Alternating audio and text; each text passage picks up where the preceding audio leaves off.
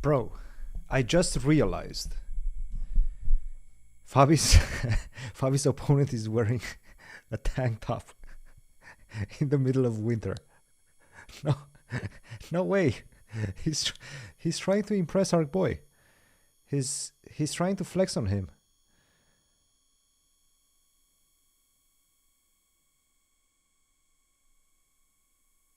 Fabi's opponent is flexing on Fabi in the middle of winter in the final championship round. Now that's what I call confidence.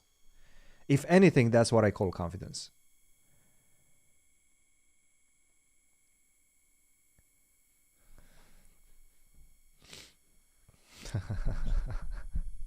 Yeah, look, that's I mean, let's observe that for a second.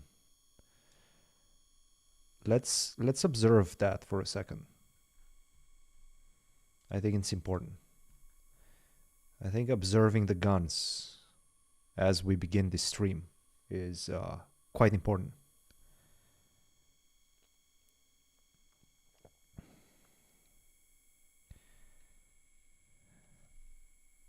What do you guys think of this style? Do you think I can pull this off in St. Louis at the St. Louis Masters? In the middle of winter, maybe I can show off in my tank top.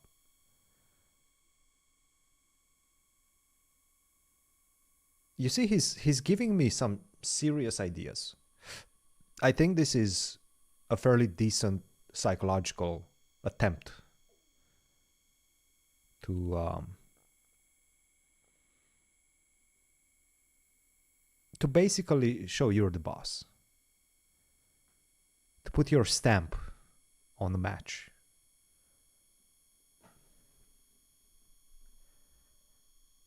I like it. I like it. I think I might try it out. I might try it out. Okay. I don't know if I'm actually going to do it, but it's an interesting idea. Some people are telling me let's go to Nico's. I mean, not that much is happening for the moment in pretty much any of the rounds, any of the games so far. So we might as well just start with Fabi's, for the simple fact that it's probably a good idea to try to give you guys a rundown of what the circumstances are, what Fabi is trying to achieve, and basically where we stand after about 5 minutes of play.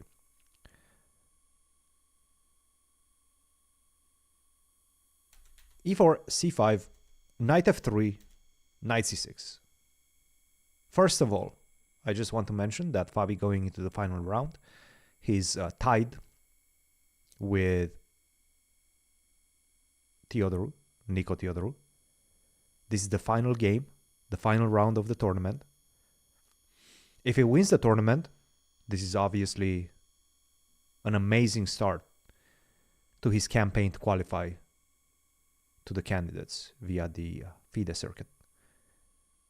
So it's clearly, so far, this has been proving to be a successful event for Fabi, and with a victory in the last round, it will surely go down as a positive adventure for him. d4, c takes d4, knight takes d4. Fabi playing the Sicilian, obviously saying to his opponent, look, I'm trying to win with the black pieces. You're 350 rating points lower than I am. I might as well try to take you down with brute force. e6, bishop to f4. This is, by the way, a very, very interesting move, which has been captivating people's, let's say, attention in recent times. So I'm sure Fabi knows what to do. d6, take on c6, take on c6. The idea is that you don't want to play knight c3 for the very specific reason that you want to play c4 in one move. You want a very specific type of structure from this game. So after d6, a very natural move. If, for example, you try to go knight f6, the knight to b5 is starting to become extremely annoying. You're not losing, but you're worse. So generally, you have to do something about this b5 square. One of them being d6, which is a very typical way to cover up dark squares. Another way would be to go a6, but then if you go a6, I can take on c6, take on c6, and generally, this a6 is not considered to be a very useful move in this particular pawn structure, while bishop f4 is in fact going to help white somewhat. So I can go something like knight d2 with the idea to go knight c4. If you try to go for ideas of d5, I can go queen to f3, ideas of c4, maybe even long castle. I'm just having a more pleasant position.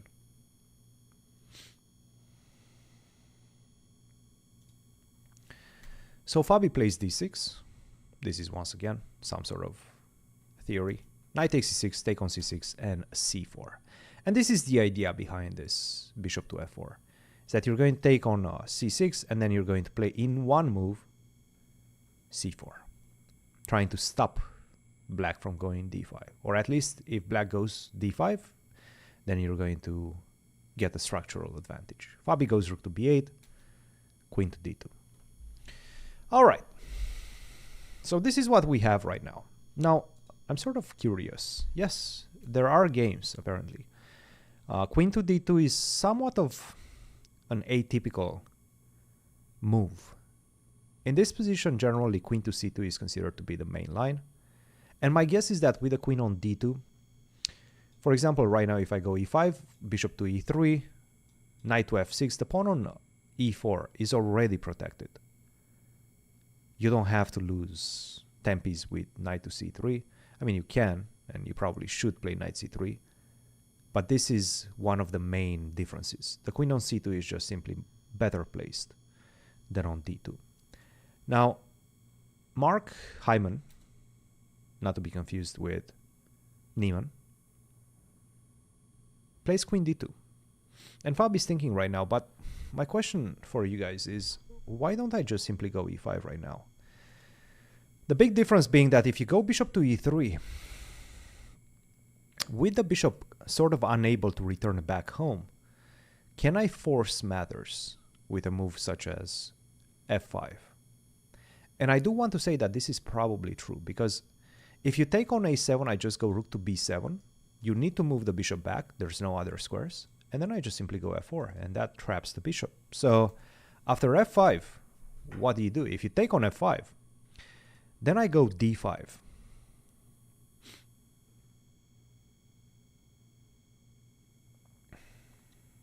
So I want to say this is a very pleasant position. It's not only that you have compensation, you will in fact recapture the pawn. There's no way for white to maintain this pawn. But Fabi does not do it. He plays the move knight to f6. Perhaps a misstep. And Hyman immediately jumps with the knight to c3 to defend the pawn on e4. Makes a lot of sense. Okay, here we go. Here we go, guys. He probably loses rating if he draws this game. Yeah, no, for sure, 100%. 100%. 100%. Well, let's see where he stands right now in terms of rating.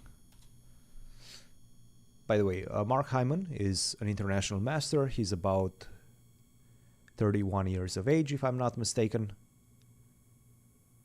And right now he's having a very good run.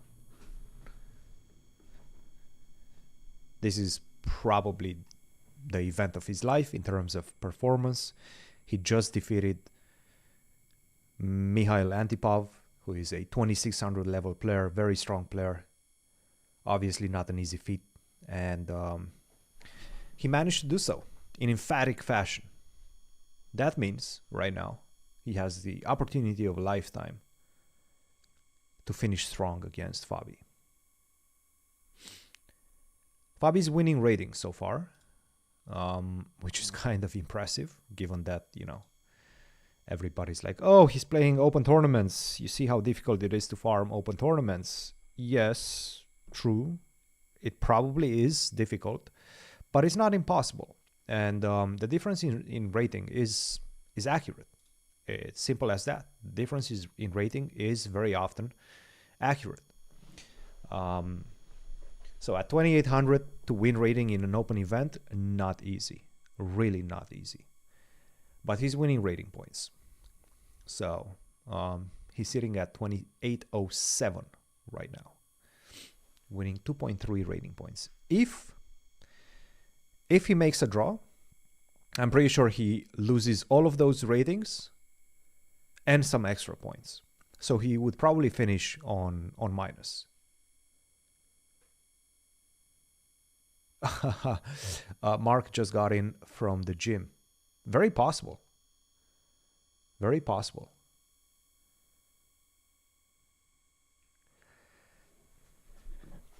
Yeah.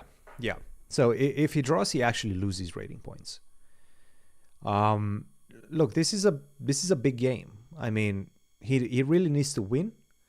Not only necessarily for the fact that he's losing rating points if he doesn't win, but much more importantly are those circuit points. Like, this is basically why he's playing this. This is basically why he's playing this. I have no idea. I actually don't know Mark. This is the first time I'm seeing this player. I don't think I've ever seen him before. He's been somewhat inactive. But, you know, now seems to be back and seems to be back with a bang. Don't they have a dress code? No, it's an open tournament. There is no dress code. It's the United States. It's an open tournament. Nobody cares about dress code. How can Fabi win this? I mean, we're just at the beginning. This game is just starting. We haven't even finished development. My guess is that he's going to go bishop e7 right now. I don't think bishop a7 makes any sense. Rook b7, bishop a3, and now I can just simply go knight g4. And the thing is that with the bishop on e7, you don't have bishop g5. You're losing the bishop on e3. And this means that I probably have some very solid compensation with the two bishops. The two bishops and the dark squares. Sure, I'm a pawn down, and I'm probably not getting it anytime soon. But I have plenty of compensation due to my dark square bishop. So I go bishop g5, queen a5, castle, maybe f5, try to open up my bishops. And even the rook on the 7th rank is well positioned to potentially double up on the f-file. I don't know. He's flexing though. Look, I'll I'll give him that. He is flexing on Fabi.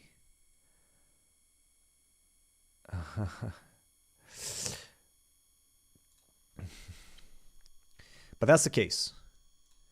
And in the meantime, give me just 1 second. Let me do something. I need to set something up really quick. Bam. Bam, bam, bam. Let's put a nice thumbnail, shall we? Let's put the golf club, the golf thumbnail. There we go. We got the golf thumbnail for the live.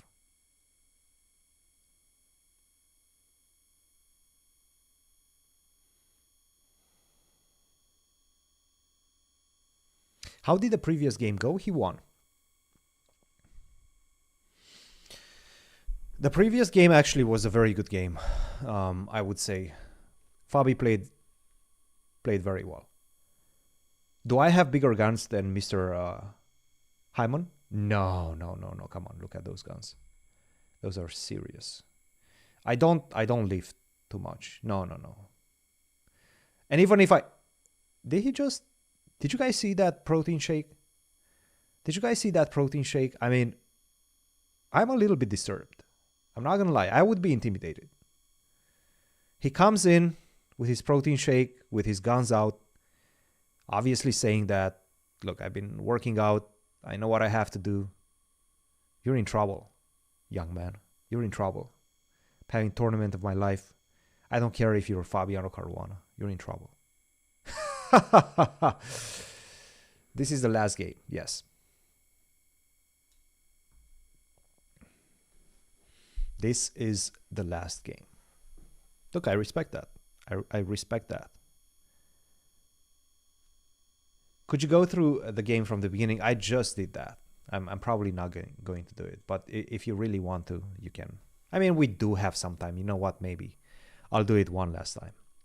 So e4, Fabi goes c5. He wants a fight. Fabi's strategy is pretty obvious from the beginning. From the get-go, he is looking to win this game.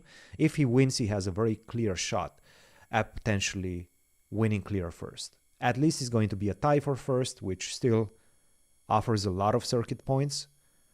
But a clear outright win would offer even more. So obviously this is what he's going for. Knight c6, d4. Not the Rosolimo with bishop to b5, but Heimann wants to do something aggressive as well, which I'm sure this was clearly welcomed by Fabi. e6, bishop to f4, d6. Try to cover up the dark squares.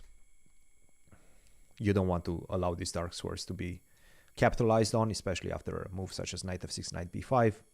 Knight c7 is a big problem, and if you go e5, bishop g5, this is just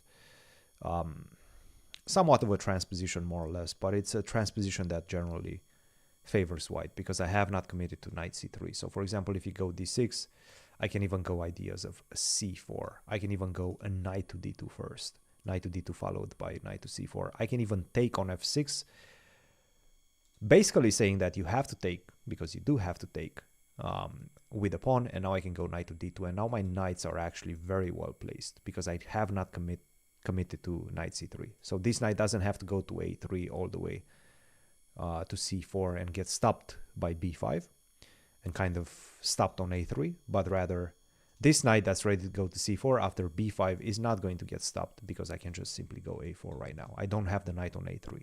So the knight on d2 is much better placed than the knight on a3, which offers white the advantage. That's why Fabi plays d6, locking up these dark squares, allowing him to take on c6 and c4. And this is kind of the idea behind delaying knight c3. Rook to b8, queen d2, knight to f6, knight c3, e5, bishop here. And I actually think he missed an opportunity. Queen to d2 allowed him, and perhaps he's going to beat himself after the game for missing this. He did spend some time, and he did have the move e5, which was very strong. e5, and if you go back to e3, which you probably should, now I go f5, and this is why they generally go queen c2 instead of queen d2.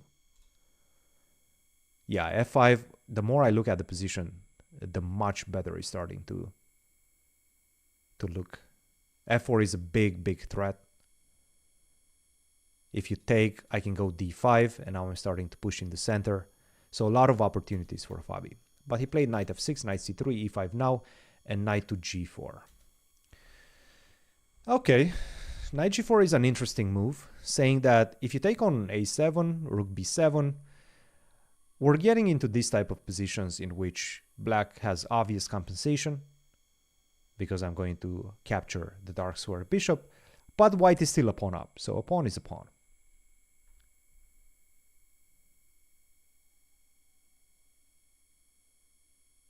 He is allowed to flex. He's a power lifter.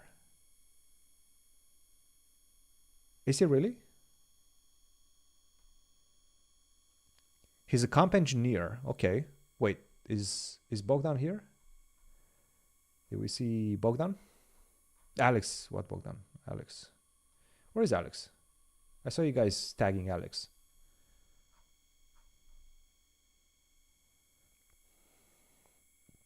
Mark competed in a powerlifting competition. Huh. That's impressive. No, Mark has beaten Bortnik and Antipov.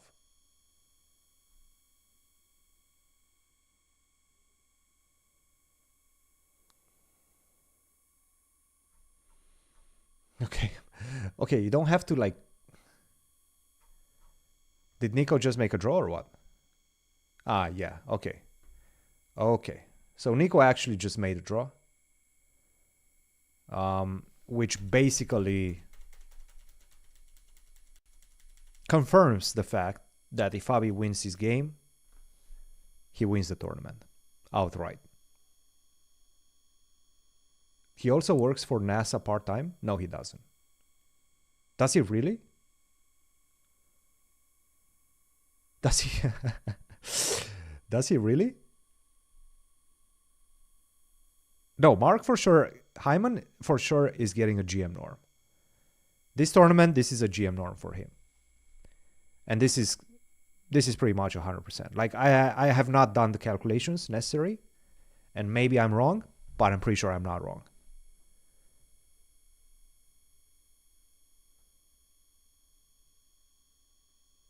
That's crazy. He works for NASA?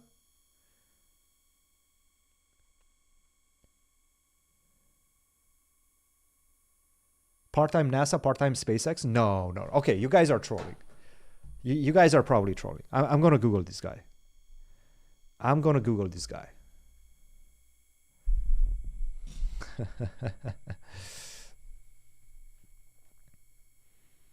You guys are trying to troll me. All right. Mark Hyman. Let's see. Mark Hyman. Research interests. Graph mining, network embedding. Okay. I'm a researcher in the Center for Applied Scientific Computing at Lawrence University. No, Lawrence Livermore National Laboratory. 2020, I received my PhD in computer science from the University of Michigan. Member of GEMS Lab. Adobe Research. Information Science Institute.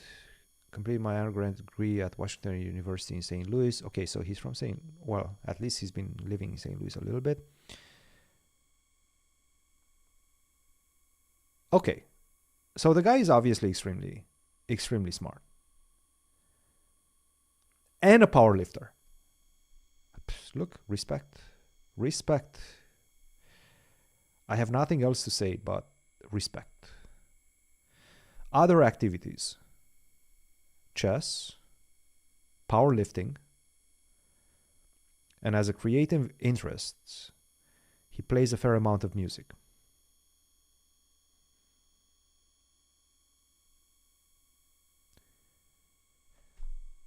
His favorite instrument is the hammered...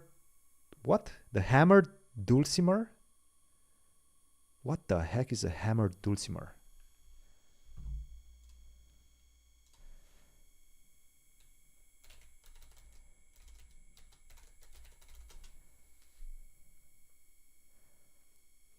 What's a hammered dulcimer?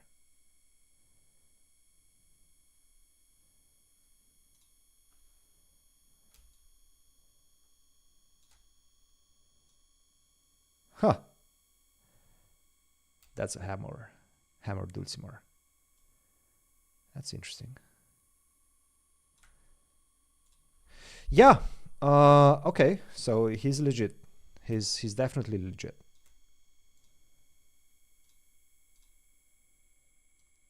Which we kind of knew based on those guns.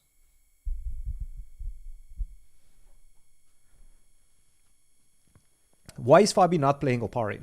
I don't know. Chess Mafia decided to avoid this pairing, this unfortunate pairing.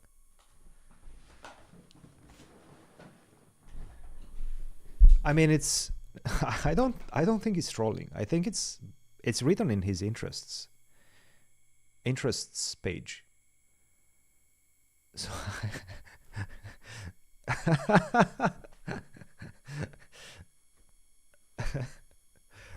I respect that. I truly do.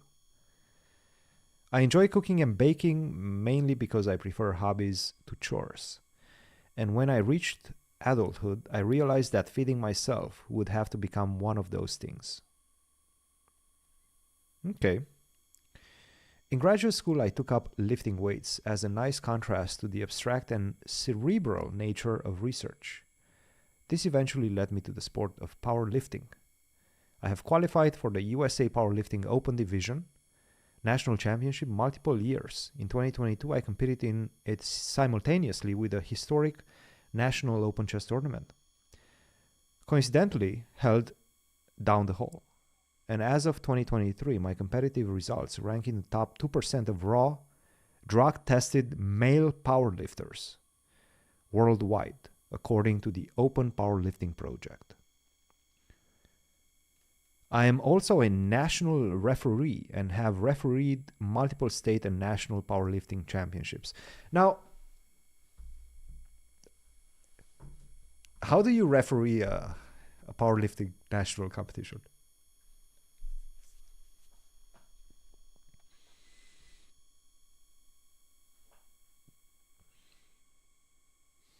Fabi gave up a pawn. He gave up a pawn for the bishop pair.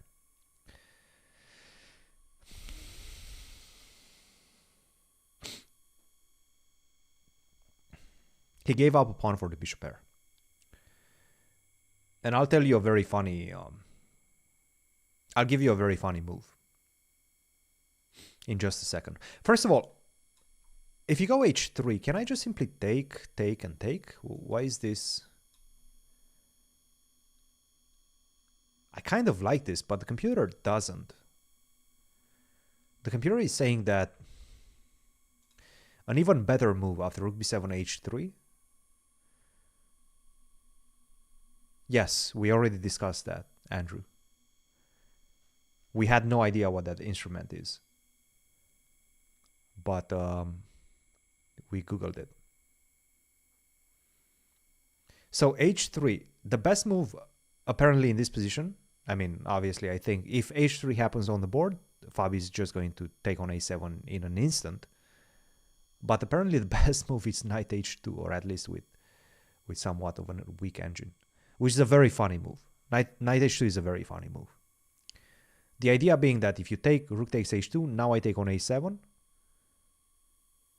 and you're not castling. You're not castling. Your rook on h2 is kind of useless. You probably will not castle long. So you're just simply not castling. And if you go bishop to e3, then I take on f1, rook takes f1, again you're not castling. It's all about not castling short. All I'm trying to do is avoid white, allowing white to castle short. That's basically what the whole concept of black's play is, which is quite funny.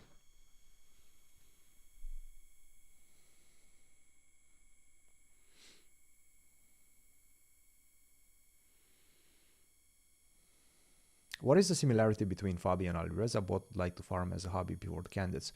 What are you talking about?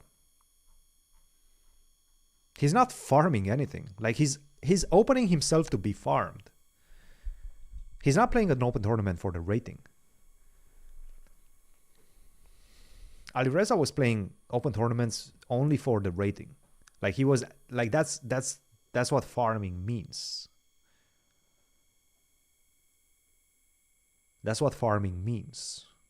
You're farming rating points. You cannot be farming FIDE circuit points. Okay, bishop to e3.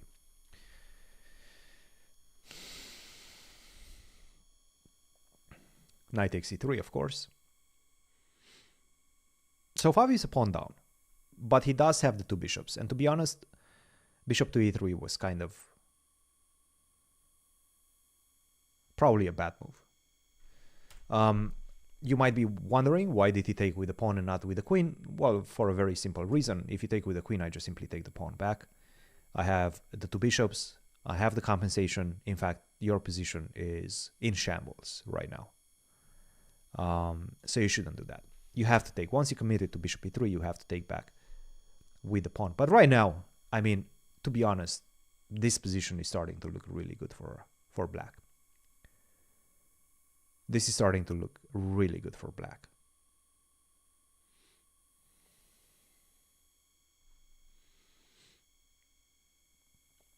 Yeah, again, it's Fabi's not playing open tournaments to win rating points. I mean, he can do it, but that's not why he do it. He does this because in order to fulfill his requirements to be eligible, in fact, like right now he's not eligible for the FIDE circuit points because you need at least a specific number of open tournaments, which I think it's 2. And Fabi has not played any open tournaments that qualify for the FIDE circuit this year. So he's going to be open maxing right now. He's playing 2 open tournaments.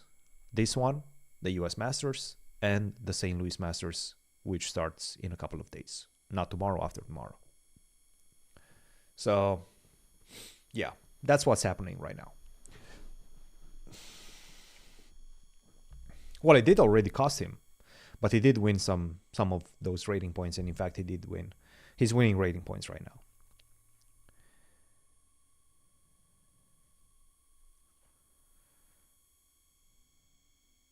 Which is, again, very impressive. Tyler 1 is ripped AF.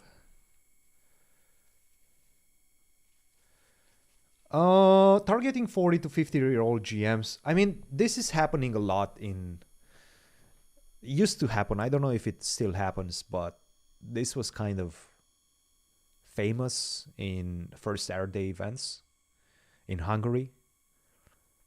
Maybe like 15 years ago, something like that. At least since then, I haven't really heard much of a farming situation, but there were a lot of GMs that were selling rating points, more or less. Like they were just playing a tournament and not trying to beat anybody, just making draws. And basically going from 2,500 to like 2,300. Doesn't Arjun have a better chance at the FIDE circuit? I mean, look, it's a very tight race. Fabi and Arjun are definitely 2 favorites. In fact, the only favorites. I think Abdusattorov is more or less out. He was supposed to play very well at the Uzbek Cup. He did not. So, since he didn't manage to get some good points in that one, I think he's pretty much out of contention.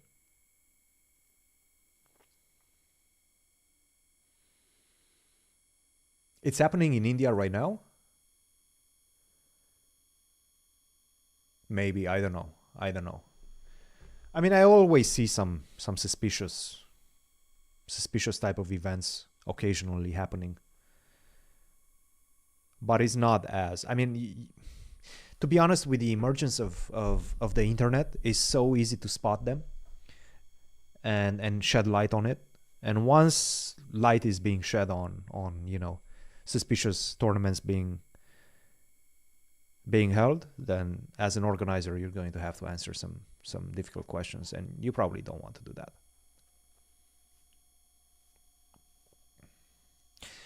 Well, the rating spot is only going to be in play next year, so you generally do not want to leave it for next year. Fabi's trying to qualify this year.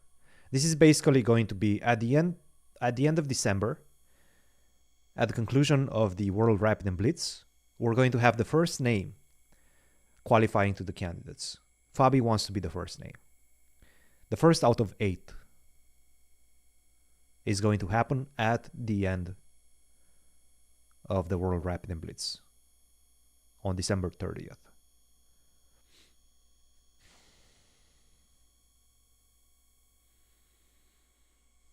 The rating spot only happens next year. I know it's a bit confusing, but this is qualification for the candidates in 2026.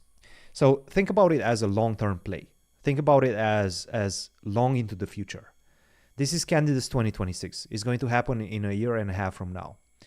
For the next year and a half, we're going to find out 8 players qualifying through various methods to the candidates. The first method, which offers, in fact, 2 spots to the candidates, is the FIDE circuit. The FIDE circuit, 1 spot will be given from the performance throughout 2024 and 1 spot from the performances throughout 2025. What Fabi is trying to do right now is qualify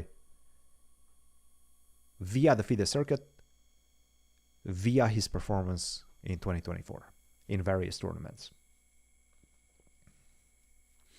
So this is the race right now. The loser of the World Championship get a spot? No, apparently no. The Grand Swiss is 3 spots. Yeah, that's a lot. Why is Corona playing against Giga Chad? I don't know, man. We already went through his resume. This guy does have a very impressive resume. He's maxing biceps and maxing intelligence as well. He's very impressive. Mr. Heimann is very impressive. So bishop e7 was just played. Fabi's trying to get to dark squares. Fabi's trying to get to g5. So for example, I think this is what he's envisioning. Castle, queen b6, and starting to look at this e3 pawn. Intently looking at the e3 pawn. And at this point, the only way to defend both b2 and e3 is with a knight on d1, right? But this is not a fun position because you're completely tied up to the defense of this pawn. So now I can just simply go castle. I have ideas of f5, opening up my bishop. And for the simple price of a pawn, I got so much out of it. I got so much out of it.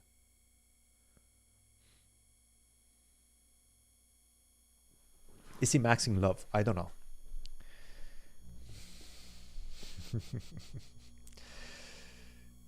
I do not know. If you take on d6, then I take. You cannot really take because your bishop on e2 is kind of stuck. So now I just take on b2. Yeah, you're busted. You're pretty much busted. There's a... yeah. Nah. Just looks ugly. Looks ugly. So bishop e7. I think Fabi is quite happy with the outcome of the opening. This is all I can say for the moment. I think he's just happy with the outcome of the opening.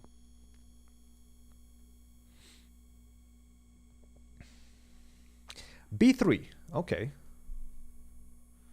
Is there no dress code? No, it's an open tournament. I don't think there's any dress code. b3, shying away from all sorts of pressure down the b file, but saying that, okay, I'm losing another tempo. By the way, guys, we're at 78.950 subs. Maybe we can make it to 79,000 this stream. That would be nice to make it to 79,000. I'm seeing over 800 viewers right now, and I think we're going to build on that. But if 50 of you that are not subbed, and I'm sure there's a few of you that are not subbed, if you decide to sub right now, we're going to make it to 79,000.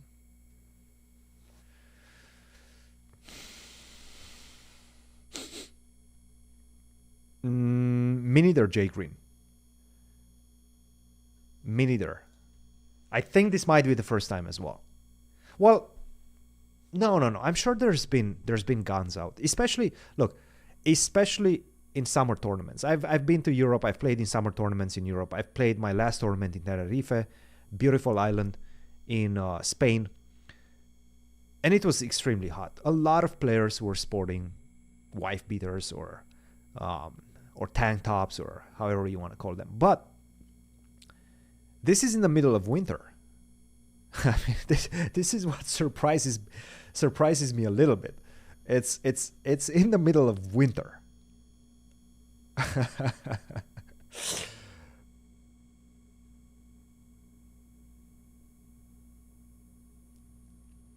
Thank you guys. Thanks for the new subs. I think you guys will enjoy the content on the channel.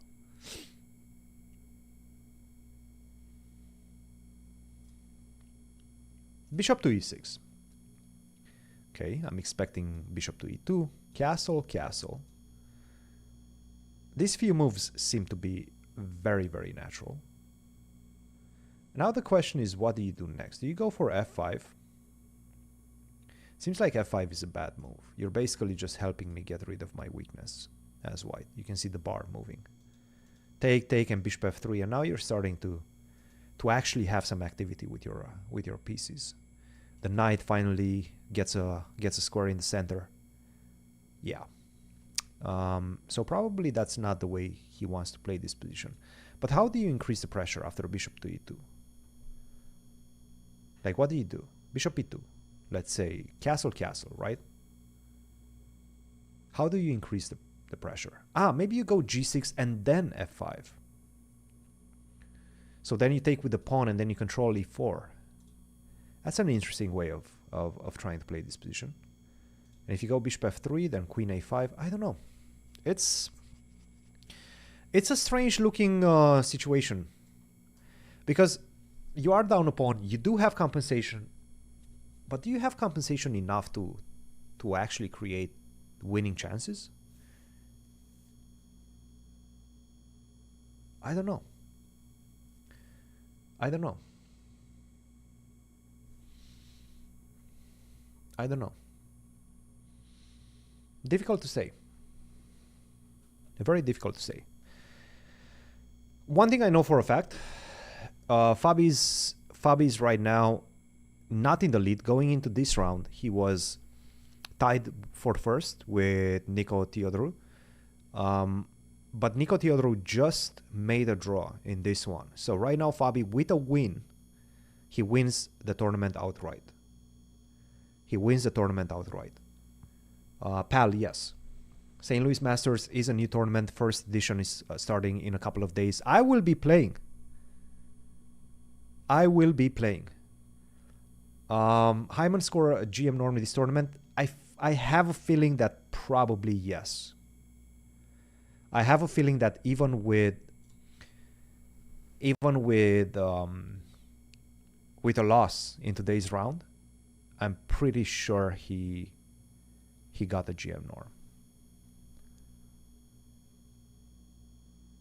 I mean, his performance has been absolutely stellar so far.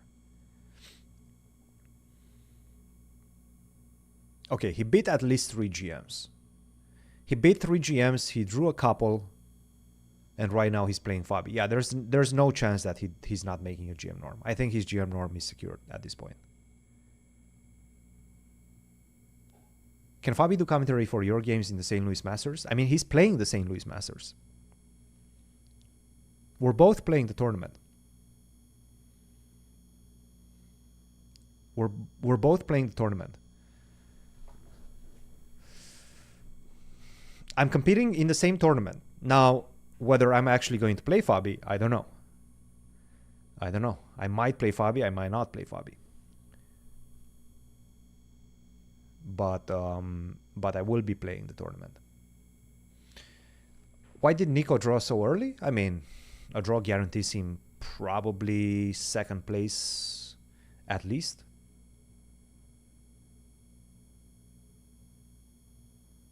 Would you ever play in a completely legit? So I'm assuming that you're asking me whether I would sell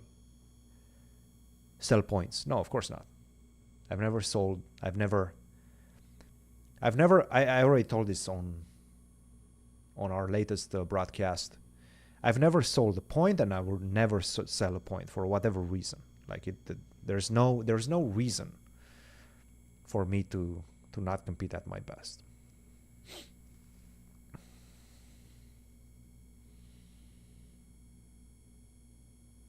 Do I have a line ready if I play Fabi? No. Of course not. That's not how it works. I mean, there's 9 rounds. It very much depends on how we're doing. It's going to be 60 players, all very strong. I'm somewhere in the top 25, I think. It's a very, very strong event. So my chances of playing him are decent if I do well. But I have to do well. Like, I really have to play well. So, I don't know. We'll see. I haven't played chess in a long time. I mostly I'm mostly a coach nowadays. We'll see if I still know how to move the pieces. Is the Swiss tournament? It's a closed invitational Swiss, yes. I'm going to blunder a piece on purpose. No! You have to come to India. Do I?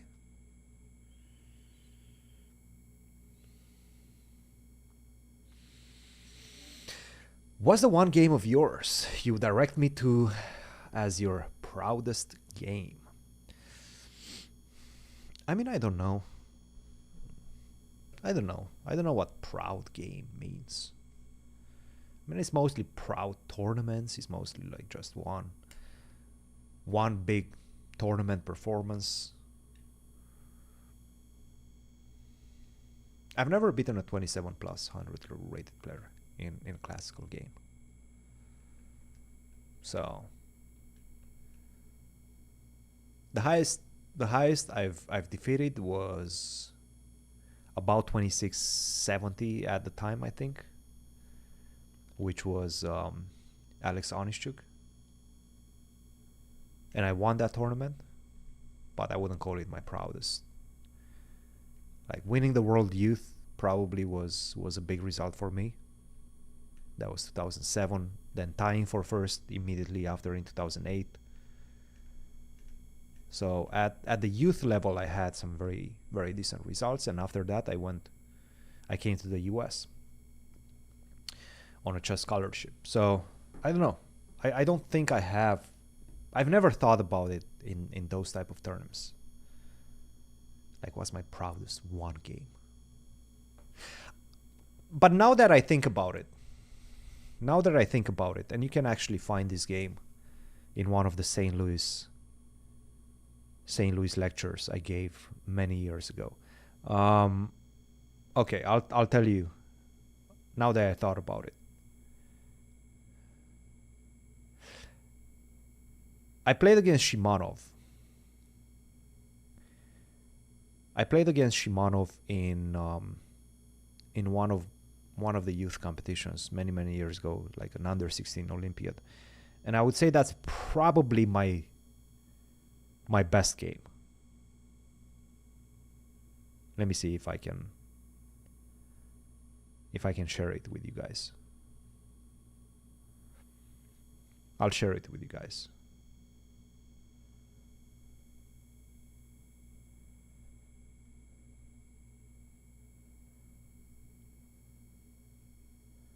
There you go.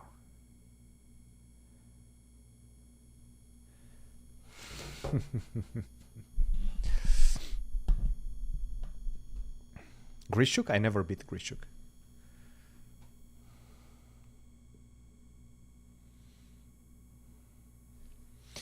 All right, so the idea of giving the check is a very typical idea because you're provoking the move g3, and now all of these light squares are much weaker. All of these light squares are much weaker right now. So this is basically the idea of this move, bishop to h4. You almost always give this check. Almost always give this check.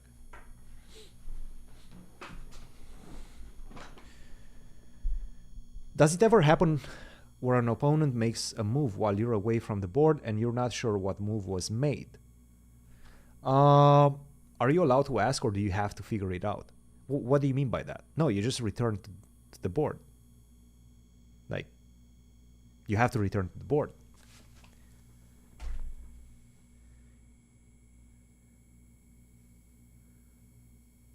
Like, if you don't return to the board, nobody owes you an explanation of what was played. Like, you're responsible for watching what's happening on your board. If you're away from the board, then you have to return and see the move and sit down and try to find the next move, the next best move for yourself. So no.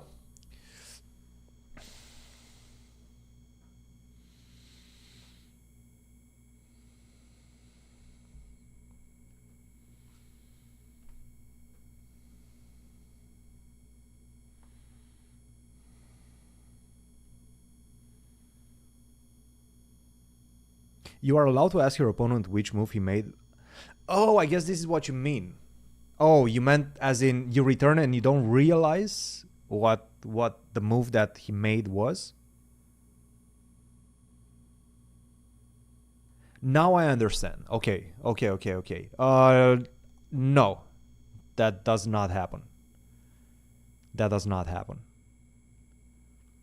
I guess it used to happen when growing up, but generally you should be able to tell which move was played. Now I understand what you meant by that.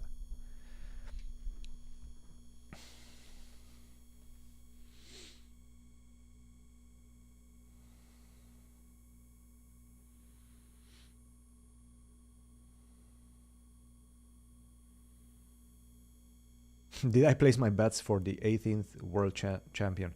I did not. No. But I mean, again, to be honest, we've already kind of discussed that.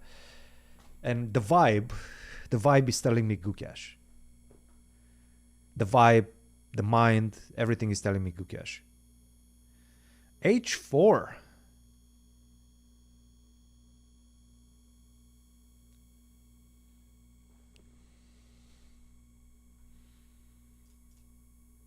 Our boy Heimann is aggressive. He's not pulling any punches. H4 is a wow. Yeah. Cool. All right, H4, bishop b7. What if you go castle? Then I can go H5 followed by G5, right? G5. I'm breaking open the position. I'm destroying you on this side. I'm not castling anytime soon. You take, I take, I go H4 next, F6 maybe, Rook G7. Everything is coming to checkmate you. So no.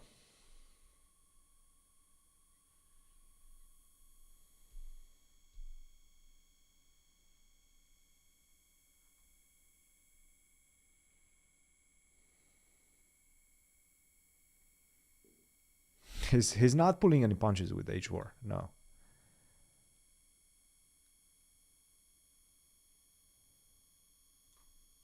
So bishop b7, what do you do now? You don't go long castle. No way. No. Long castle is bad.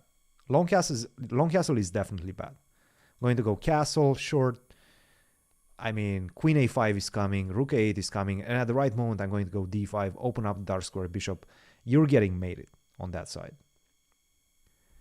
So I'm trying to understand what Mark wants.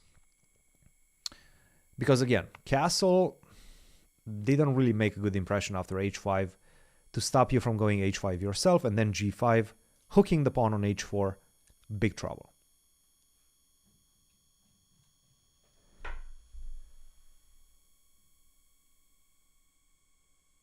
Winnie. No, do not jump. Do not jump. Don't go there. 1 second.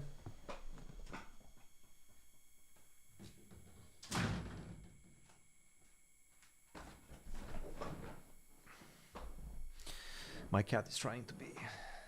Come on, you want to say hi? Guess she does want to say hi. No, don't. Not on the keyboard.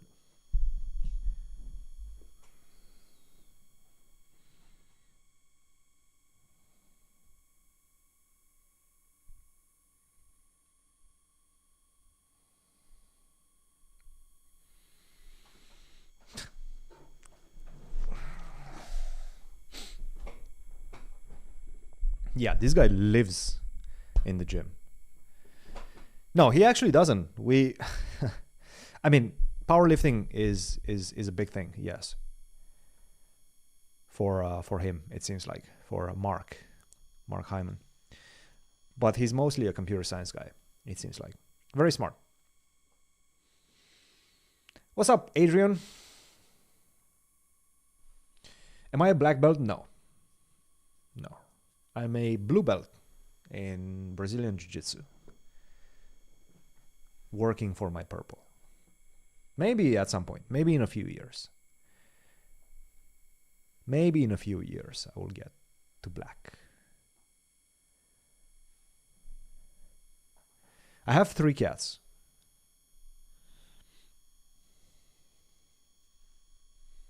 I have 3 cats. So I could probably try to make an Instagram for these cats. No, the king is not going to be safe on e2. No way. No way. No, no, no, no, no. I have 2 bishops. The king is not going to be safe on e2. I can always just go bishop to g4. Like castle, bishop g4, f5. No, no. King is not safe on e2. Did I watch the Real Madrid match? I did not. No, I'm a Real Madrid guy, but I did not watch that one. Real Madrid is not doing very well.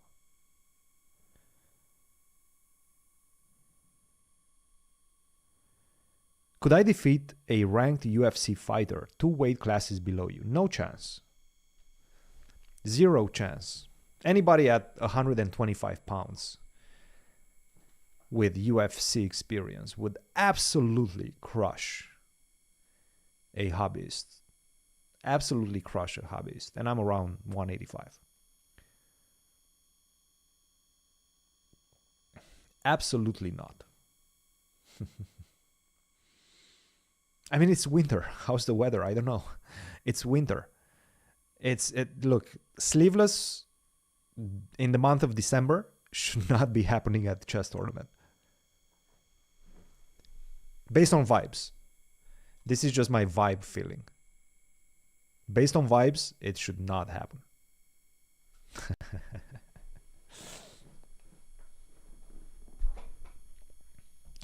He went bishop h6. We have a move by Fabi. He decided to go for bishop h6, which makes a lot of sense. I mean, you are looking at the pawn on e3. This is one of the main weaknesses in White's position. Now, the big question is, what if I just simply go castle, right? And my guess is that Fabi wants to go for g5. I think he just wants to go for it. The problem with g5 is that, okay, I go h5. How do you continue? Perhaps you go g4 and now you want to go queen g5 and start targeting these 2 pawns. And the thing is, with a pawn on e5 and g4, sure, the bishops are not that great anymore because they're not that active. They don't have as much activity, but you do seem to get your pawn back. If you manage to get the pawn, get the queen back, and then start pushing the h pawn, h5, h4. If you manage to do that, and that's far away from where we stand right now, but if you manage to do so, then you're just simply going to have a beautiful position. Beautiful position. In fact, just completely winning position. What's happening in the other games? While Mr. Mark Heimann is thinking, let's go check on the other games, and then I will take a very short break. Oh, he just played bishop e2. Did he play bishop e2 or knight e2? What was his move? Bishop e2. Bishop e2, okay.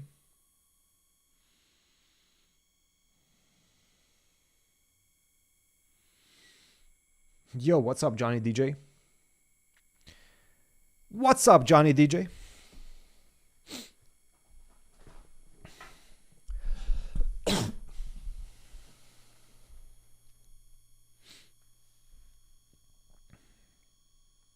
So bishop e2, I'm trying to understand this move.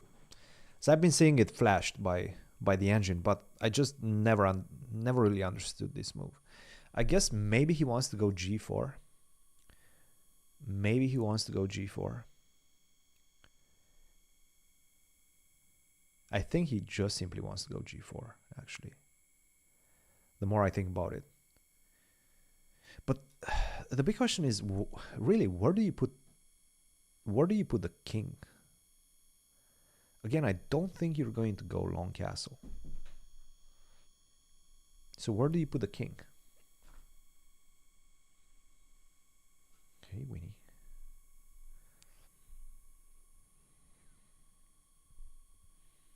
No, not on the keyboard.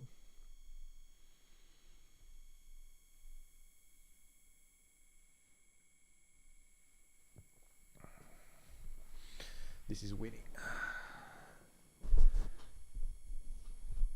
She's my fluffy cat.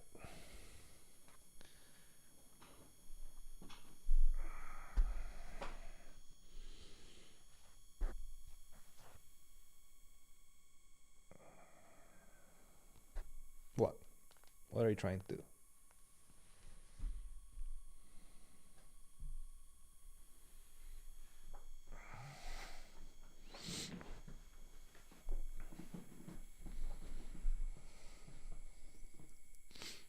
Okay, get out of here. Come on, move, move, move.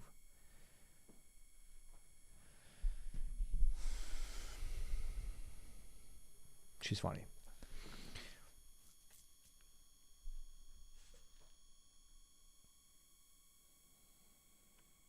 What's my cat's elo? I'm not sure. I'm not sure. But she's trying to mess everything up. And she might be able, she might achieve that. She is fluffy. She's a fluffy one. She's a long-haired stray. Why is this guy playing in a tank top? I don't know, man. I don't know.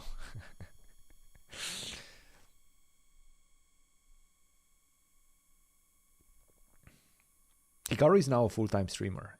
I mean, what do you mean? What do you mean? He's been a full-time streamer for a very, very long time. Wait, did I miss? I think I missed something, didn't I? What did I miss? Did Adrian gift another 10 memberships? Did I miss that? Wait.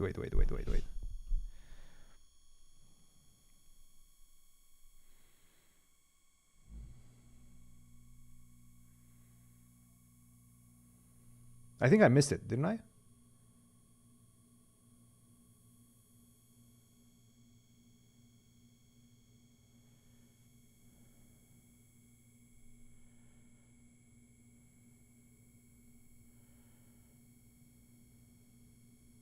I did miss it. Sorry for that, Adrian. Thank you very much once again for the 10 gifted. 10 gifted memberships, and welcome everybody. Welcome the 10 UC squared members. Appreciate it, guys. Is you banned from this tournament? You is banned. He has his membership revoked. His US chess membership for 1 year, with a 5-year potential probation to follow. So yeah, it's kind of a tough situation. He can still play FIDE tournaments. But he cannot play US chess sanctioned events.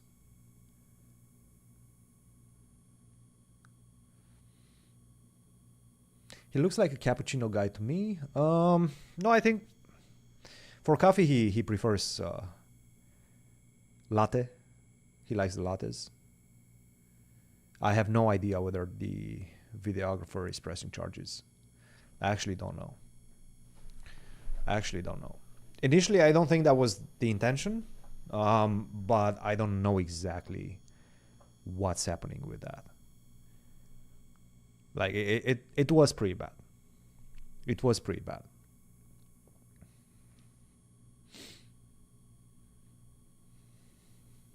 I would say definitely whiskey. He doesn't drink, but if he does, I'm pretty sure he's mostly a whiskey guy.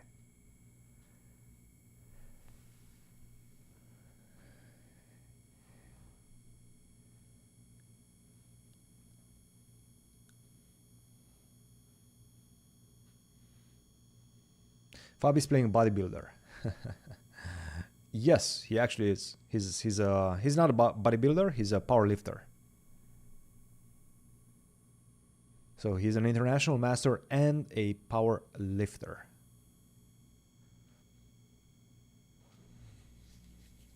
I don't know, guys. I don't know why FIDE did not take action against you. And I don't know what type of action.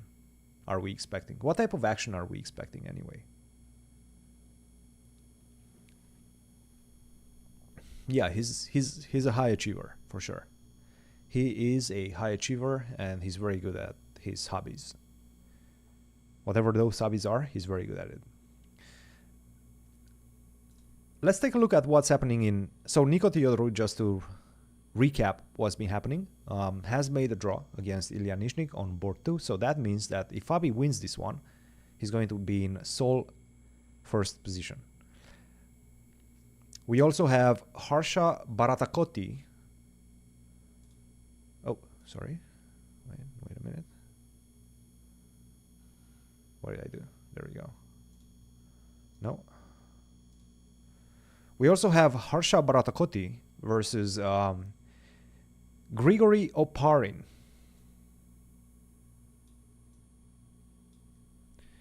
Grigory is doing quite well in this event. He's on 6 out of 8 or 6.5 out of 8.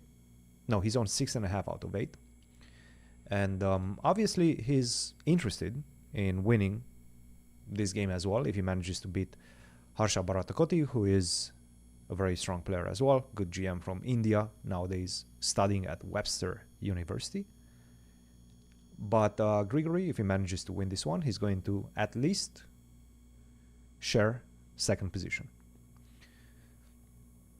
If Fabi wins, then Fabi gets first, and then he's going to share second position with Nico Teodoru. But he needs to win with black pieces, which is obviously not easy.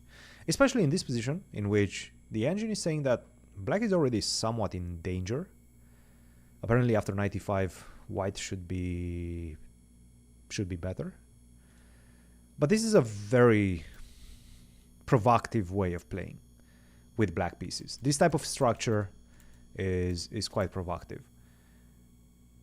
But it's kind of dictated by white, because white can go bishop to d2, knight to e2, defend this knight on c3 in a variety of ways, queen to c2 as well. It's a very typical way of playing this position. But a3 forces matters, because after a3 you pretty much have to take on c3. Take on c3, now you can play in, once again, multitude of ways. c6 followed by d5 is one of them, c5 is another one. Grigory decides to go for c6. And just to put it from black's perspective, from Grigory's perspective, a4, trying to get the bishop out via a3, try to take advantage of the fact that he's the one with a superior control of dark squares. So he's trying to make use of that. Queen a5, queen c2, defending pawn on c3, c5, and bishop a3. Bishop a3, knight a6. You can also go knight bd7. And maybe it's even better to go knight bd7 for the simple fact that you want to control e5. But knight a6 makes some sense as well. Question is, where are you going to put this knight later on? I guess you're not actually interested in putting that knight anywhere. So now the question becomes, what to do if I just simply go bishop d3? Do you just take, and then bishop d7? I guess this is the idea. Go for the a4 pawn, rook ac8, rook a d8, bishop to e8, tuck the bishop in, and just play on these two files. It makes some sense. It makes some sense. Isn't knight bd7 a book move? Let's see. No, it has not been played. So this position is new. Going all the way, in fact, from after a4, b6 is the main line, queen to a5 is a novelty, at least to my database. Don't quote me on that. But yes, little water pump. Somebody in the chat, one of our chatters, one of our chat members, told us that Fabi would be in a good position if he manages to get top 4 in both these two open tournaments. But I don't know whether that's true or not. Like, Fabi would definitely love to win this one. He's gonna get a lot of points, a lot of circuit points if he wins this one.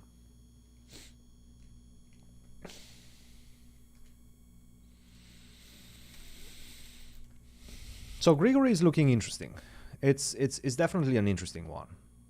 But I would say he's in some sort of danger. What I do like for Grigory is the time situation right now.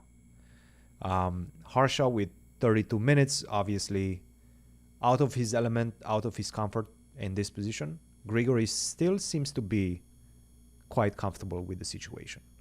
This is move 10, so obviously it's going to be a slow moving game, but Grigory has a lot more time than his opponent. So this is good. Okay, let's go back to Fabi, because we do have some moves. Bishop e2, queen to b6 was played. And right now, Mark is thinking. And I'm going to leave you. I'm going to leave you with this position with some winter Christmas lo-fi. And I'll be back soon. So don't go anywhere. Coverage continues. I'll be back in a second.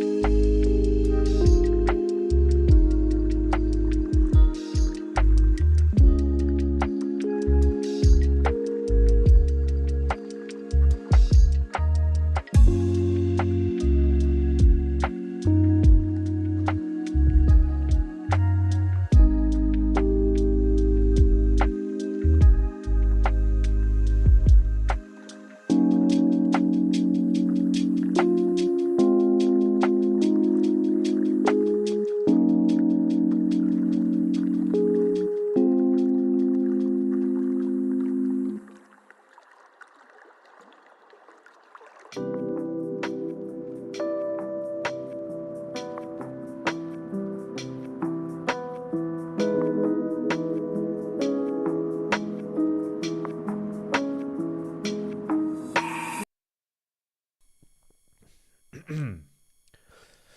right, here we go. We're back. We're back, and we have another move by Fabi's opponent. He just played the move king to f2. To be honest, sort of a forced move at this point, because you don't really want to go knight to d1. Knight d1, maybe I can start looking at ideas of f5. I can do it after castle, and probably that's the best way. Forward, castle, and then f5. You give me one more move, and I'm going... Whoa, whoa, whoa, whoa, whoa, whoa, whoa. Where's the guns? Oh, no. Things are getting serious.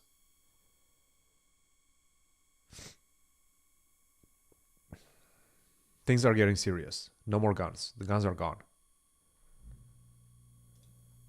Okay.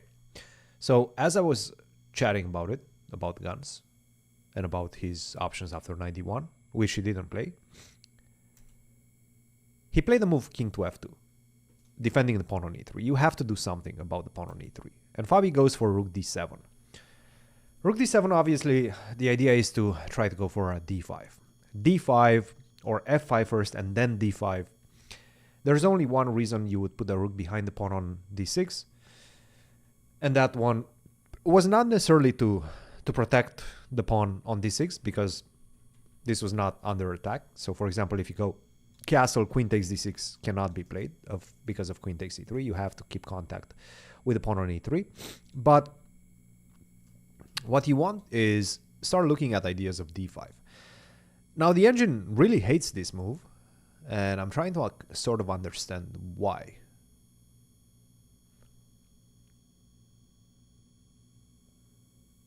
Somebody turned the heat down. Probably, yeah.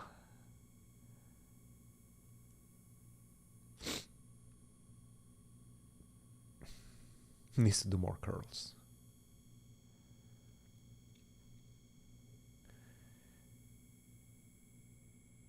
Christian, can you give a little insight on the ongoing match? Yes. So this is the final round of the US Masters, round number 9. Fabiano right now, going into this round, was on 7 out of 8 points, tied for first position with Nicolas Theodorou from Greece, who in fact defeated Fabiano in their direct encounter. So Fabi lost the match and won all the other ones, and right now he's facing, with the black pieces, Mark Heimann. And to be honest, this is a big match, because if he wins this game, first of all, right now, if he wins this one, we now know, since Nico drew his game, that he's going to be winning the tournament outright. So he has a great chance, great opportunity to finish strong, win the tournament despite his 6th round loss. G4. And what we have right now is a very complicated position, I'm not going to lie. But Hyman is playing quite well. Heimann is playing quite well. He is putting some pressure right now on Fabi. Now, it's a very complex position. G4 was just played. Fabi responds with G6, obviously, because you need to stop the move G5. There's no way around it. You need to stop the move G5. You don't want to play the move F6, because what you want is most likely to go for F5 directly. That's why he played the move G6. At some point, you want to play F5 or D5. I don't know where you put the king. Do you go castle? Probably. Probably it's castle followed by f5. Now, this is one of those positions in which the computer might be looking like, oh yeah, this is looking really good for white, plus 0.5, 0.4, whatever type of computer you're using. But an in-depth look at the position, and you start understanding that it's not that easy to find moves for white. And you know what black is going to do next. Like there's no hiding, right? I am going to go castle, and I am going to push either f6 or f5, depending on where you put your pawn. If you go g5, for example, then I just simply go bishop g7. I have ideas of h6. I have ideas of f6. I will break you, and I will use my two bishops.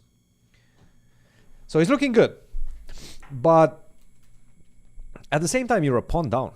And this pawn is quite important. I'm not really sure. Maybe I can go for a4. Maybe this is the way for white. Try to go for a5. Look, this looks very slow to me. This, to my eyes, looks very slow to me. But that's mostly because maybe I don't understand the position that well.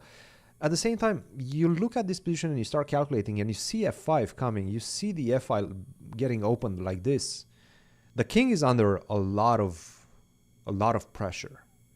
So I don't know. It's tough. It's tough. If I'm white and this is the way I need to play, close my eyes and say that my king is probably going to be fine. Not easy. No, nobody's winning. Nobody's winning. Nobody's winning right now. I mean, look at the bar. Yeah, the bar is saying that white is slightly better. What we do in the shadows. I know that. I know that that movie. I've seen it. I think I've seen it. I'm not 100% sure.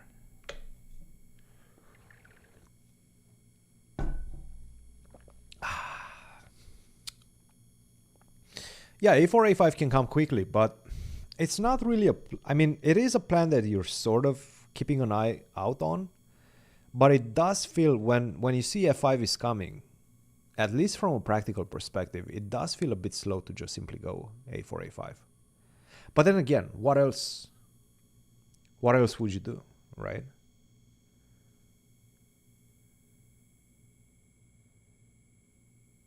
I'm hoping clear first. Clear first. I do believe there's tie breaks. Is a4 a good move? Yes. a4 is probably the best move in the position. Look, it's the extra pawn. Now, visually, you don't really understand, even despite the fact that you have the extra pawn. I don't think it's as easy to understand that after f5, you're more or less fine after g5. Apparently, this is the way to do it. So they do blitz tie breaks. Wait, what did he do? He played a move. Rook ag1. And this is the perfect segue to promote our newest sponsor, ag1. No, we don't. Oh.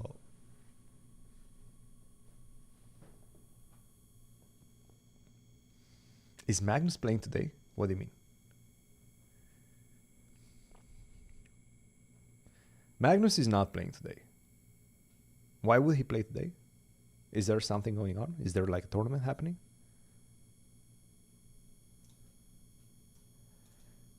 No, Rook ag1 is definitely not a good move. This is definitely a move that Fabi wanted to see.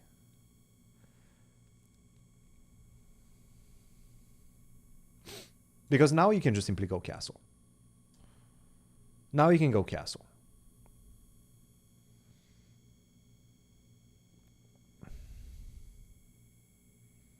What? Bishop takes e3? What? Queen takes e3?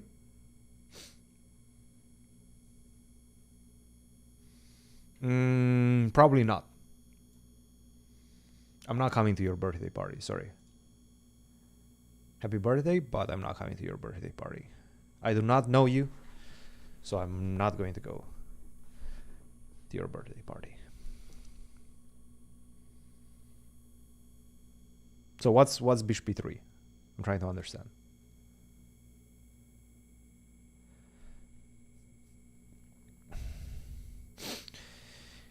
Yeah, rook ag1. Okay, let's try to understand. So castle, you go g5. You need to stop me. Basically, at this point, you don't really have great ways to continue your attack. If you go something like rook g3, I can even go bishop f4. I push a rook back. And then I'm starting to go for d5. Like, this is Fabi's idea. My guess is this is Fabi's idea. And I'm kind of wondering, can you take on d5? Probably not, huh? Yeah, this is not enough. The king hides. But what you can do is maybe just get ready for that. Rook d8 and try to go for d5 next move. Like g5, d5. Let's just go for it. This is how I would be thinking about this position. That's why rook g3 doesn't really make a lot of sense. I think castle has to be played. Now, if I was Mark Heimann and I just played rook ag1, I'm thinking that probably the way to continue is to go g5, bishop g7, and h5.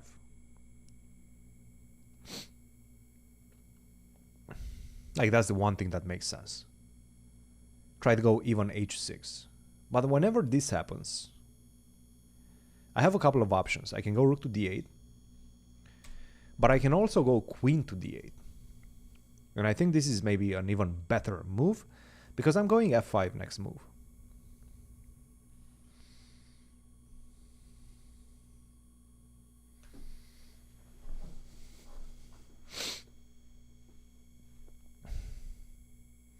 Is the glasses person good at chess? Which one is that?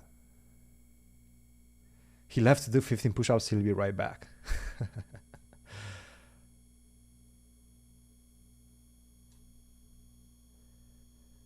I mean, we're laughing, but the guy is jacked. The guy is jacked. Rook ag1.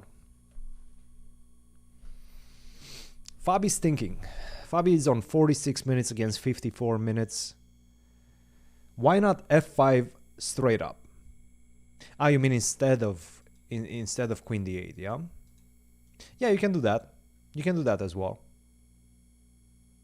I guess just taking on f6, and you probably want to take with the queen back so that you start looking at ideas of queen to f2 and try to get an attack going. Try to get the checkmating attack going.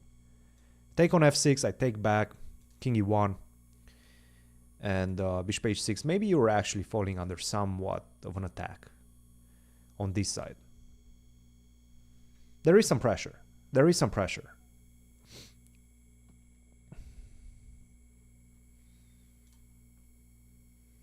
And this is probably what Hyman is thinking about.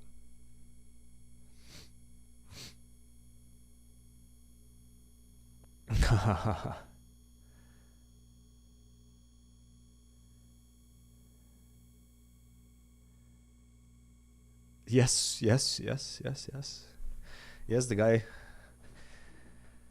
I mean, to be honest, he's probably that probably is his general wardrobe. He's just usually wearing tank tops. He likes to show the fruits of his labor. You know what I mean? Oh, f5 directly, straight up, like right now. That's a move. That is a move. That is actually a very decent move. Okay. I can get behind this. I can definitely get behind this. And just keep the king in center, yeah? So you're definitely not taking with g-pawn. I don't think you will be doing this. I do think that you need to keep the pawn on g4 to go g5 to close up the bishop. If you don't close up the dark square bishop, I think this bishop is just simply going to be too strong. Now I understand, maybe with the engine you can survive this position. But with two bishops like this, with this rook coming to f7, the other one to f8, the king is actually doing just fine in the center. Maybe even king to e7 to defend the pawn on d6. King d8, king c7 is an option. It's looking good for black.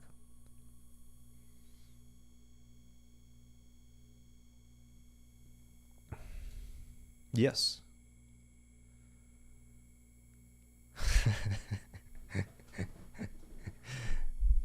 Every time he gains a rating point, he does a push-up. I think he does more push-ups than that. Gaining rating points is not easy. There should be a leverage. He played castle. Fabi decides to tuck the king in. It's too tempting. It is too tempting. You tuck the king in, and then you're also eyeing straight at that king with rook on f8. So it makes a lot of sense.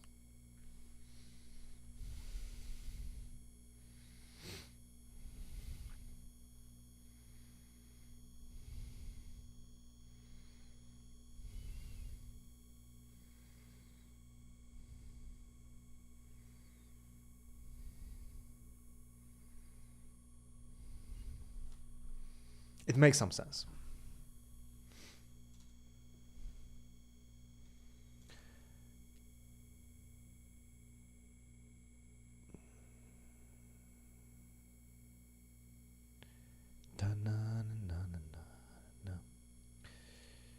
Give me 1 second, guys. Checking a couple of things out, making sure that everything is running smoothly.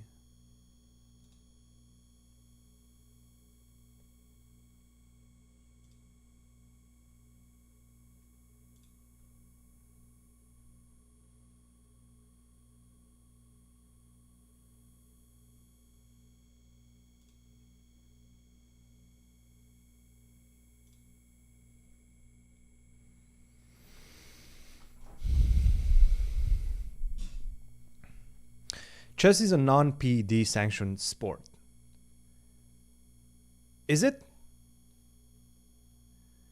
But that's not true, actually. No, you do get sanctioned. You do get sanctioned. There's plenty of sanctions.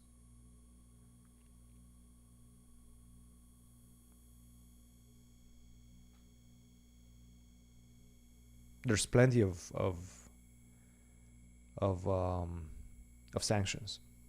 So, for example, I don't think you can, especially in the World Championship match, this is the best time to explain that, because in the World Championship match, you can you could have seen a couple of days ago when Gukiesh, after the round, was asked to go pee in a cup, basically.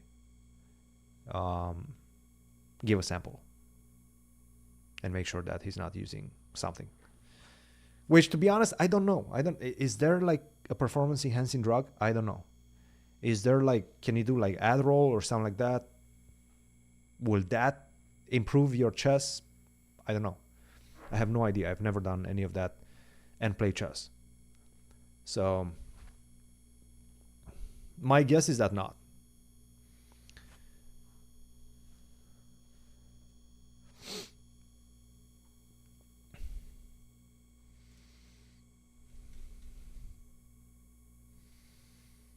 Queen d8, begin the attack, yes.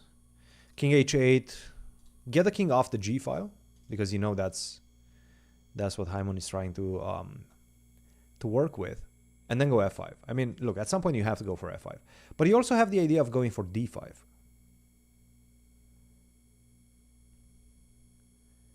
No, he's natural. He is natural. He did say that he's natural.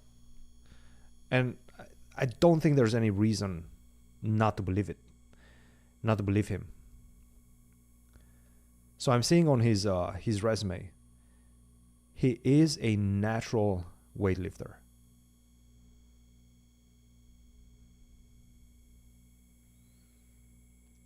He ranks in the top 2% of raw, drug-tested male power lifters worldwide.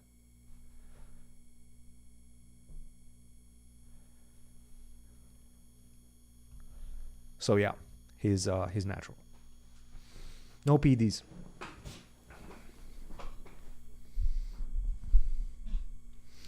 I take ADHD medication, and I think they should be allowed as long as the player has a prescription, but most of those meds are banned in competition chess.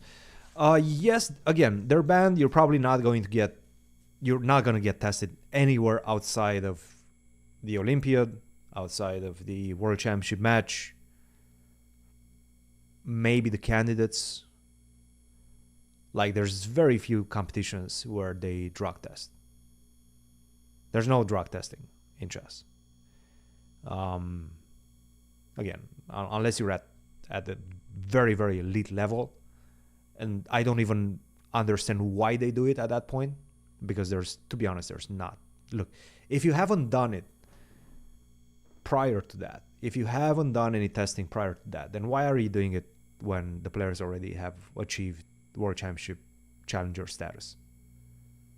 Like, that doesn't make any sense.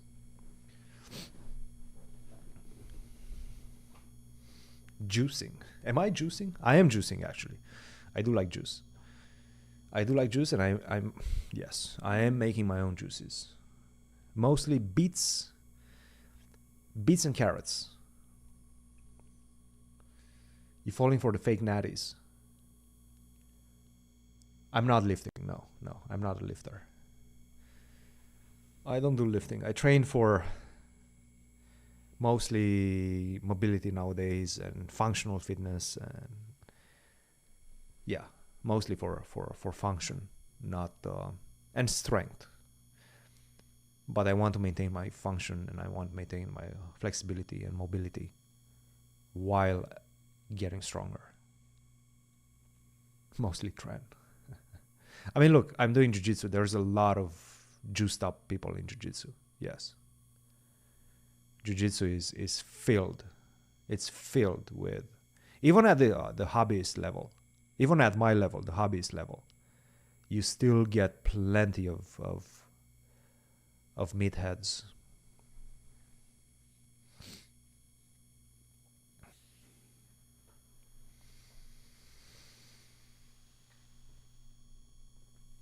He's gonna get a lot. He's gonna get a lot.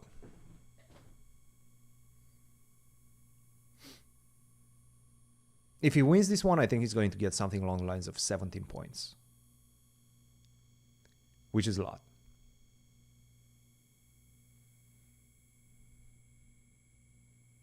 Yeah, it's grappling. I'm a blue belt. I'm a slowly improving blue belt.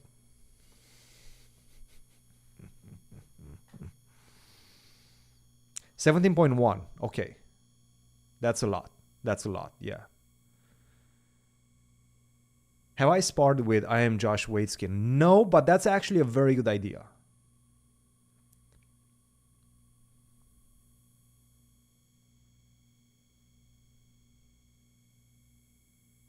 Has Fabi ever slapped me?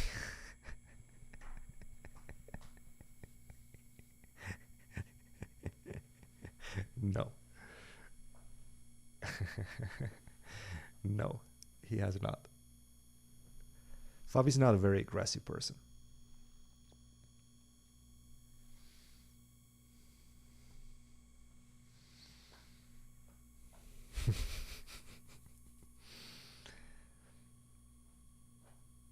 He needs at least 18 to overtake Arjun. Well, he doesn't have this. He has this one, and he's playing another one immediately after. So it would be 17.1. And if he manages to get more points in St. Louis, then obviously I think he's going to overtake. And then the question is going to be whether Arjun is going to be able to get some points in Qatar.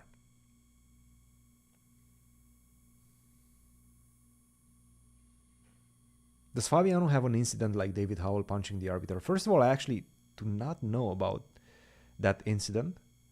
And not that I know of. No, I don't think he's ever poked an arbiter. I know some people do that, but no. Gookie picked? The guy is not even 18 and you guys are saying that he picked? Okay, you guys are trolling me, right? How can you say that the World Championship Challenger has peaked at 18 after having the best year of his life, winning the candidates, getting to 2,800 or whatever he is right now, very close to that, winning the Olympiad, winning gold on board one at the Olympiad, and yet he picked? That's actually kind of funny.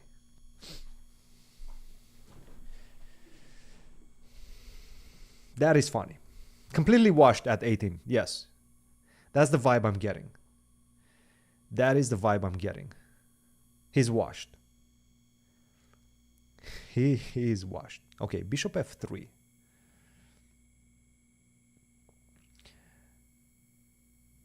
You don't think he's gonna win the World Championship match? Azamat?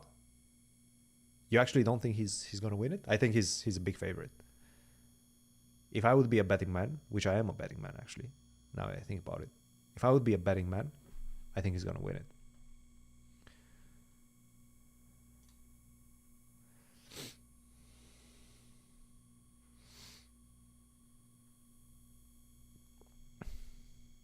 Past his prime.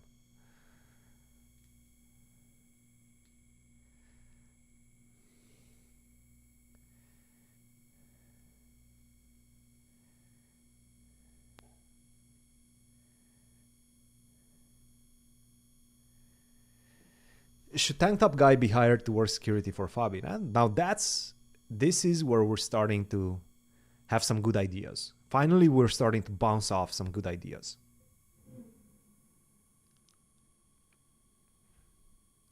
How much you bet on Gookie? I would probably be betting a decent amount of money if I was very certain about it. And to be honest, I think that right now the odds are pretty good. I'm not gonna lie. I'm gonna give you my fair take. I don't think Gukesh is in the best shape right now. But even outside of his best shape, I think he's very much head and shoulders above Ding right now. And Ding is not playing a bad... I wouldn't say he's playing a bad tournament by any stretch of the imagination. The problem is he doesn't really want to play. This is the problem. He doesn't really want to play that much. Like you can see it, even he's getting good positions. He's misassessing them. He believes that he's not better when he is better. When most top level players would think that they're better. So I don't know. If it goes to tie breaks, then I'm starting to believe that maybe Ding is the favorite. Yes. This is not something that I will necessarily fight against. And I've said that in our podcast before the match as well. I did say that if they go tie breaks, if they go to the rapid tie breaks, I believe Gukesh might be the favorite. Based on the fact that he's in fact playing quite good rapid chess, he doesn't have enough time to doubt himself in rapid. So yes, I do believe that he might be the favorite if it goes to tiebreaks.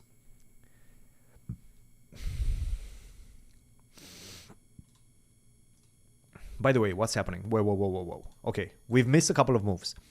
Bishop f3, bishop g7, getting out of this g5 idea, and king to g2. Can I just simply go f5 now? I think Heimann is just starting to err right now. He's starting to err.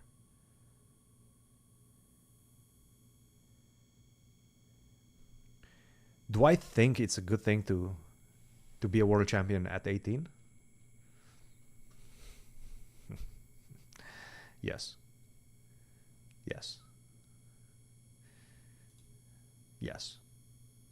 Is it a challenge at the same time? Yes. Do I prefer that challenge to never becoming a world champion or becoming later? Yes.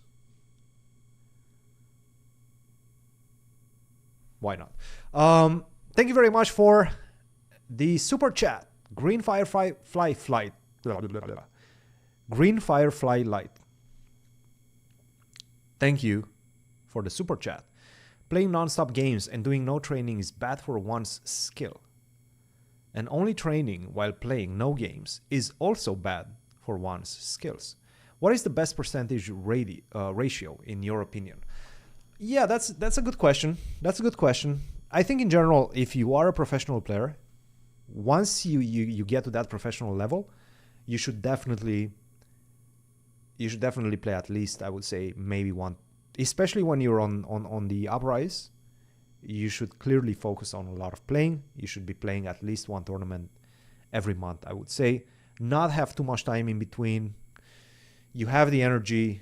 You shouldn't rest too much. You should be competing on a regular basis. At the same time, more than one, maybe 2 tournaments max per month.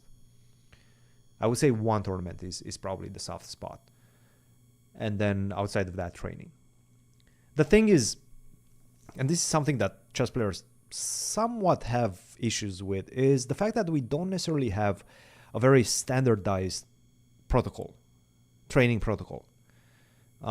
We just simply don't have that. Like, okay, what are you going to do today? Okay, I'm going to be looking at the Sicilian. I'm going to be doing that, and that.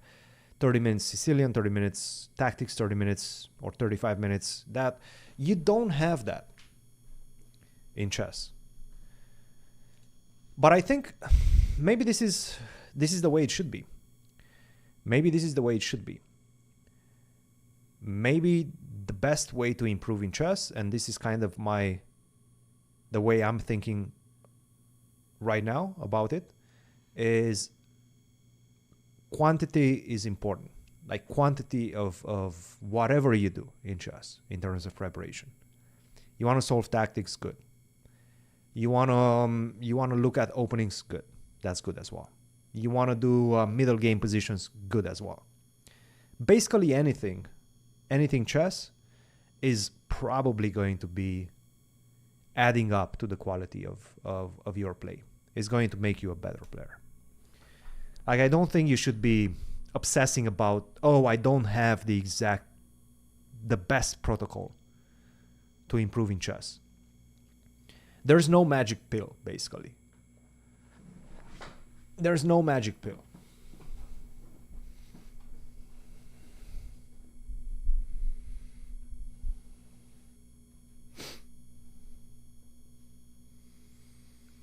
Over 1K viewers. Welcome, everybody. And just so you know, we're not only on YouTube, but we're also on Twitch. So if you like to hang out on Twitch, find us at... Let's see if I can give you guys a nice link.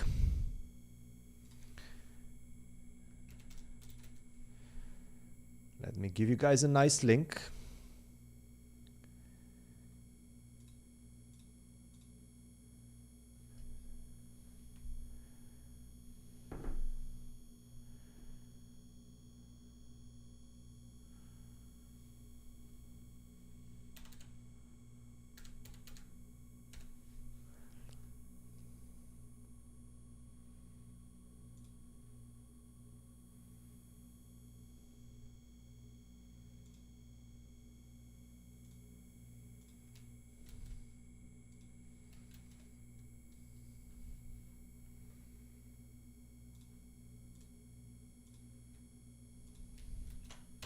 There you go.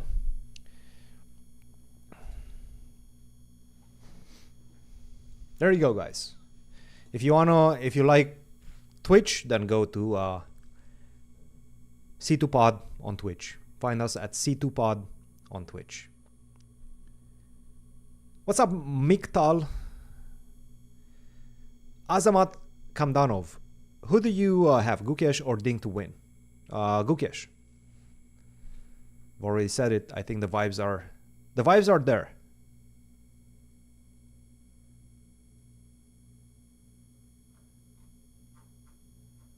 The vibes are there.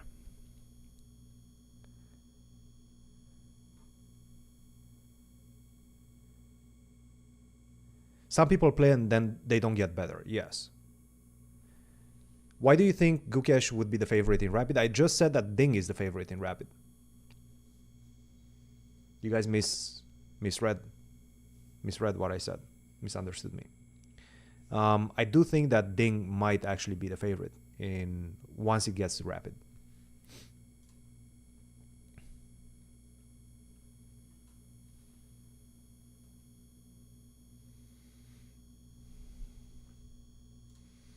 F5, you just want to open the position, and he just played it. Yeah, no, this is starting to look really good, guys. I think this one is going to be an easy one. This is starting to smell like Fabi is just going to finish this one.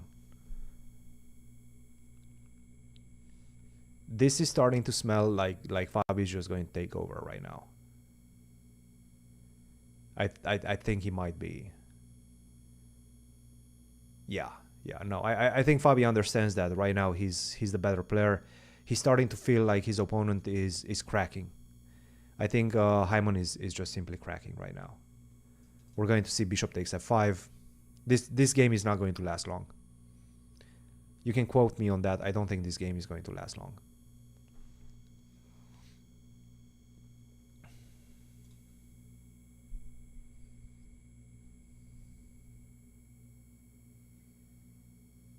Why is the screen wide? What do you mean by that?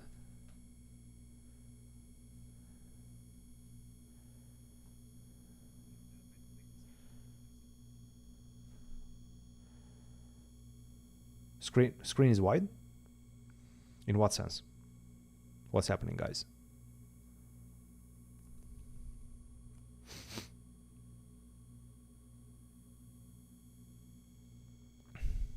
Can I describe that smell? I'll describe the smell. It's a very intrusive smell, and it's mostly related to this king on g2 being completely cut away from the action right now and very much out in the open with two bishops, a potential second rook coming on the g file. So I'm seeing the bishop go to h6, the rook come to g7. I have ideas of targeting this pawn on e3. This is just it's starting to look and smell very bad for white. Thank you very much, Green Firefly, once again, for the 11.99 super chat. Christian, do you think pro chess players are better at learning new languages than average people due to their memorization skills? Also, Christian, are there any languages you want to learn? I would say yes. I would say they're probably better than the average. Mostly also because chess is a very international sport. So if you're a pretty decent player, you're most likely going to travel internationally. You're going to need to be at least flirting with the idea of learning languages. And you're going to be exposed to learning languages.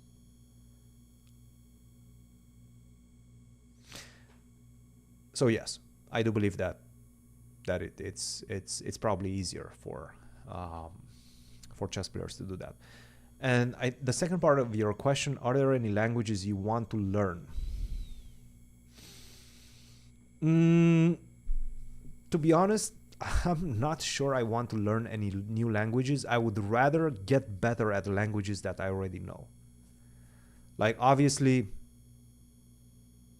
English is a big one. My Romanian is a bit rusty, and this is a point of contention for me, because whenever I go back to Romania, I feel a bit rusty. For the first couple of weeks, I'm rusty. That doesn't mean that I cannot speak it. I can speak it very well. Obviously, it's my native language, but I don't have the vocabulary. I cannot find the words in the middle of a sentence, in the middle of a dialogue. Sometimes I'm missing the words. And then if I stay for like a couple of weeks in Romania, then it kind of comes back. And then whenever I come back to the US, once again, I need a couple of weeks to readjust.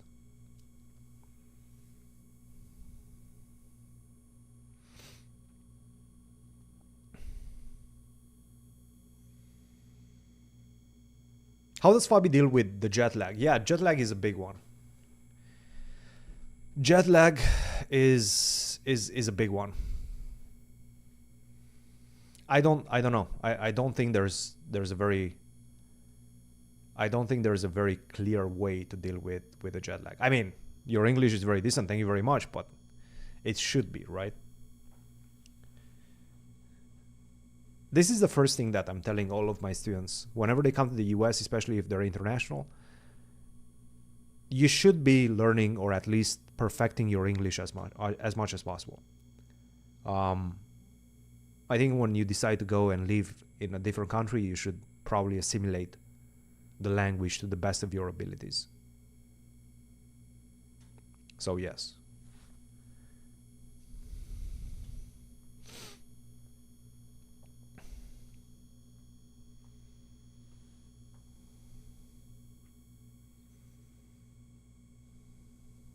Jet lag moving eastward is horrible. I agree. Yes, I agree. Whenever I go back to Europe is the worst. When I come back from Europe is much better. In fact, I'm feeling quite good when I come back from Europe because I wake up early in the morning. I go to sleep early. I wake up at like 6, go to sleep at 9, wake up at 6, maybe 10, wake up at 6, get 8 hours of sleep, maybe 5, wake up at 5 o'clock in the morning. It's nice. When I go back to Europe, I just simply don't know when to go to sleep and when to wake up. When am I going to play another chess tournament? I'm actually going to play another chess tournament in a bit, starting in a couple of days. I would say we're pretty good friends.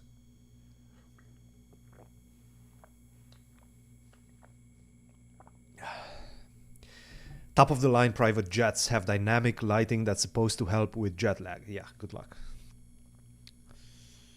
I mean, what am I supposed to do with that? It's a beautiful set of information. I appreciate that. But I'm in the chess business. I don't have private jet money. But I would love to. I've been on a couple of private jets. But that's about it. Chacha Chess on Twitch with a party of 16 raid. Thank you very much. Thank you very much for the raid. Once again, guys, if you are on Twitch, if you're a Twitch guy, go Twitch. Go Twitch, C2Pod. You can find us on Twitch. We're going to be streaming. Whenever we do live streams, we're streaming on Twitch as well. So it's either YouTube. YouTube is our main focus, but it's either YouTube or Twitch.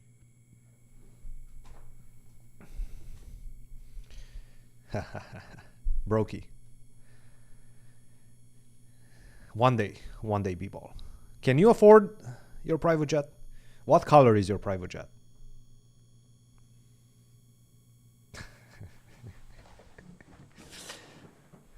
What's up, Ignacio Fernandez? It's okay. We're chatting.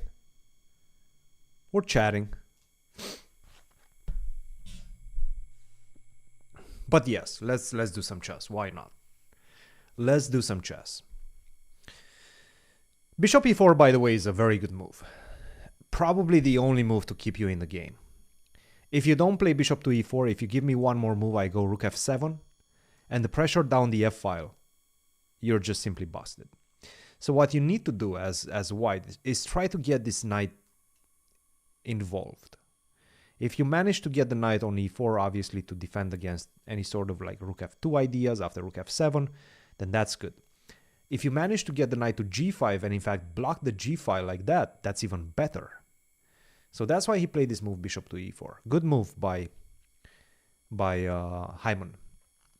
Now what Fabi can do is just simply drop back. In fact, this should be Fabiano's first line of defense and line of thinking right now, because you want to keep, instinctively, you should want to keep the two bishops, the bishop pair, and instinctively you should try to go and focus on d5. And with the bishop on e6 against the bishop on e4, d5 is starting to look like an idea in a lot of lines. Like for example, let's say you go a4. Now I go d5, you take, I take. If you take with a bishop, for example, then I can just simply take, queen to e6, that's going to target the knight. If you go e4, queen g4 just checkmates you. So this is what I'm saying. I'm combining threats with ideas that your king is also in a very bad situation. So you go here, I take another pawn, and then I just simply take on d5. Game over, right?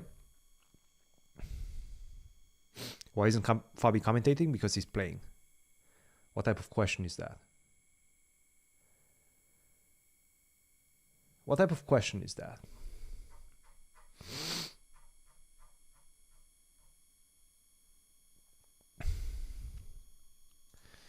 So that's why bishop e6 looks like a really good move. Now, let's say you go king h2, right? You're trying to open up the g file. Again, d5 is a big problem. It's in fact a huge problem. Just look at this line. For example, you take, yeah? Take. Now I can go queen to d8. Another big problem. And this is why I was saying that it's starting to smell like you might be just losing very quickly. Because right now I'm setting up this pin. You defend the knight. I pick up the pawn on h4. We get exactly in the same position in which a resignation is forced. King h2, rook takes d5, etc. So outside of that, after bishop to e6, like what do you do? What's the natural move in the position? Like don't give me some computer lines. Like a computer says knight a4, which... Why? Why are you playing knight a4? Where are you going? You're allowing me to go d5? I mean... That's probably just going to help me. Like I go queen d8 and I go d5 next. I don't know. I don't understand knight a4. I get it, is what the computer says. It's probably the best move, but it's not a natural move. I can tell you as much. If Fabi plays bishop to e6, if Heimann goes knight a4, I will be in absolute awe. Shock and awe about this one. So, I don't know.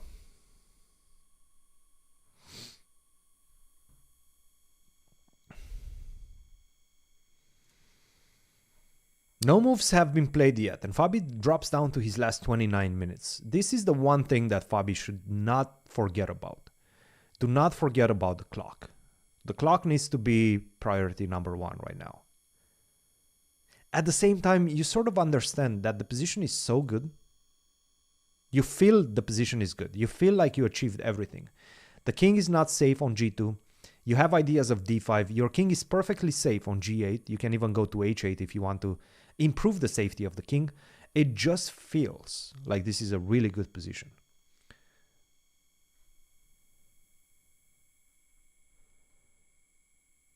No, I don't think so. I don't think you want to go c5. No way. No, c5 I just... Well, first of all, I cannot go d5 because you're picking up my queen. So I have to go something like queen c7. But no, I don't think there's anything related to c5. Maybe knight c5. I think it's knight c5. Knight c5 ideas. But no, I don't really understand knight a4. Yo! Holy smokes! Wow! That's Mr. Scott. Mr. Scott is coming with some serious stuff, some serious business. 20 gifted memberships and tickets to enter the members program at the C-Squared gift shop. Thank you very much, Scott. I appreciate that, and welcome to all the new members that were lucky enough to get the membership.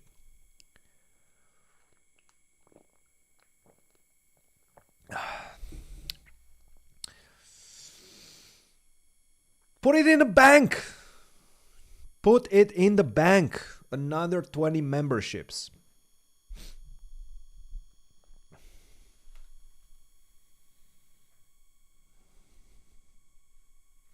GM Hans Niemann. That's not GM Hans Niemann. There's no chance that's GM Hans Niemann. Or is he?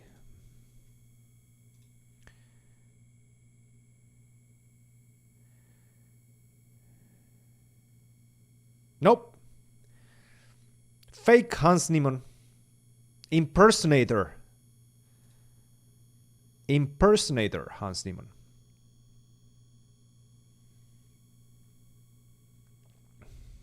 By the way, guys. Yeah, bishop e6 is a good move. I think bishop e6 should be played. Obviously, again, this is not... It's one of those positions in which you have options. And sometimes having options perhaps is not the best thing for you and your position. I'm thinking rook f7. What is rook f7? How bad is rook f7? Yeah, rook f7 doesn't really make a lot of sense. Now I'm just basically exchanging at least one pair of rooks. And the more pieces I exchange, the easier it's going to be for me to make use of my extra pawn.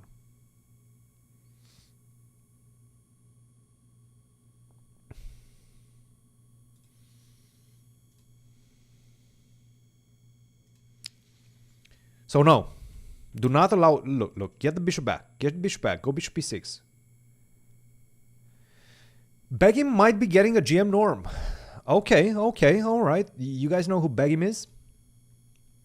Oh, by the way, Harsha versus Grigory ended in a draw as well.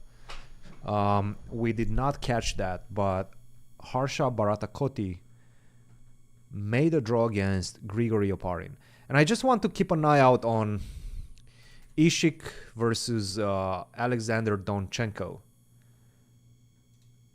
while we are looking at Fabi's game. So Fabi's still there, but Ishik Khan, who is my student at Mizzou, he's a freshman coming from Turkey, international master, and he's on the brink of making a GM norm. And I do believe that he can make a GM norm with at least a draw. I don't think he can lose.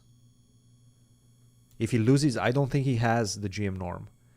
But this is the situation right now. So e6, rook takes h5, e takes d5. Ishik is with the white pieces. Rook h6, apparently rook h3 was better. Not easy to understand why. Queen to f4, f6, rook h1. This is the position that we have right now. Now, if you take on g5, my guess is that you actually go queen h2. How do you defend against... Wait. So what's your defense right now? Oh, the defense is actually kind of sick. Okay, you have to find... This is not easy. This is really not easy stuff. So rook f4 is probably the only move. Otherwise, you get mated on the h file. Oh, this is pretty nice. So now you take, and obviously you're not going to take because this is just a bad position. How are we doing on pawns? 1, 2, 3, 4, 5, 6. That's a lot of pawns. 1, 2, 3, 4. So despite the fact that you lost the h7 pawn, you're still up a couple of pawns. White has to keep the queens on the board with queen f4, and it's looking pretty good. He played rook f7. Okay, so he played rook f7. Now you can just go queen h2. What is he doing? What is Donchenko doing? Queen h2 isn't it devastating?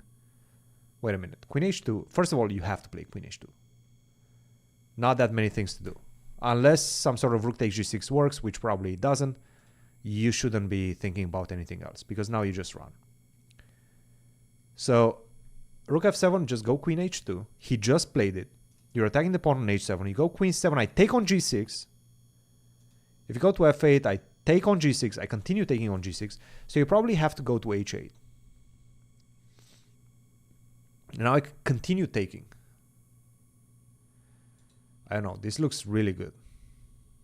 This looks really good. Equal pawns. Right now it's equal pawns. And the attack continues.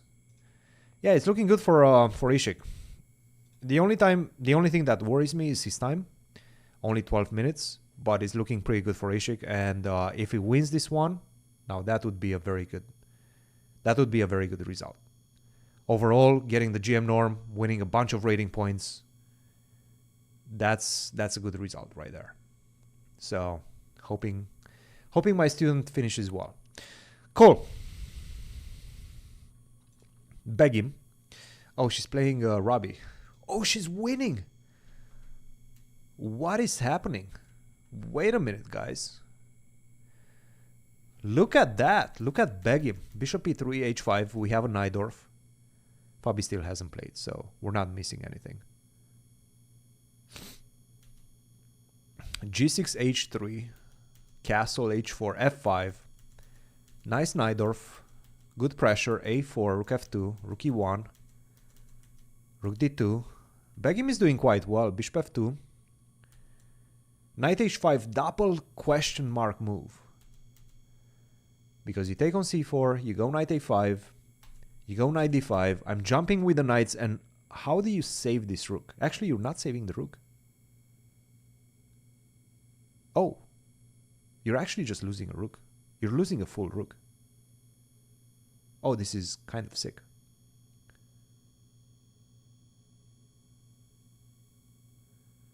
You're losing a full rook. Yeah, rook A2, I just go Knight C3. You have to go D5 probably. Take, and play with an exchange down. Yeah, looking good for Begim. Looking good for Begim. She has a great chance to win this one. All right. Lots of interesting moves, guys. Lots of interesting games, interesting moves. Queen to C7 was played by Donchenko, and I'm expecting Rook takes G6. Obviously, you don't want to take because of Queen H8. That's a mate. Fabi has not yet played. Fabi has not yet played.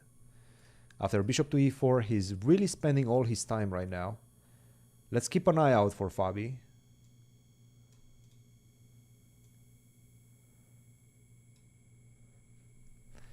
Send him some energy, guys. We're making Fabi big right now. Send him some energy. He feels it. He feels the energy. Send him some good vibes. So that he can finish things off. He needs to play something. He's down to his last 20 minutes. Now, Heimann has 40 minutes on the clock. So, Fabi, he needs your energy. He needs your energy right now. So, send him some energy, guys. Send him some energy. Some good energy in the chat. You can send him in the Twitch chat as well. C2Pod on Twitch. Go check it out. If you're a Twitch guy, if you're a YouTube guy, stay around, or girl, or anything else. This is turning. Hey. No bad vibes around here. No turning into a choke. No, none of that. None of that. What's up, Alex?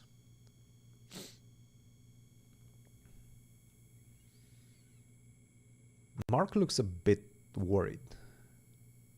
He's looking at something. Somebody must be in the background. Whoa! Oh my goodness. What was that? What is D5? What in the world is D5? He just played D5.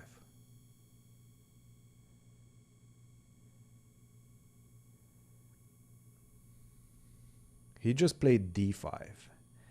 And the bar swung back. And not in the way we wanted it to swing. Not in the way we wanted it to swing. It's not a blunder. I wouldn't call it a blunder necessarily. You're not losing. But Bishop E6 was giving Black a very significant advantage. Keeping the light square bishop was giving Black a very significant advantage. He played the move D5. Okay. I'm not believing the... Look. If the bar is fine. The bar is fine if the position is still, from a practical perspective, easier to play for Black. I'm still going to be okay with that. I'm going to be happy with that. So bishop takes f5, rook takes f5. This is going to come automatically. Let's see the moves being played. Bishop takes f5. Rook takes f5. Boom. So we got that. We got that out of the way.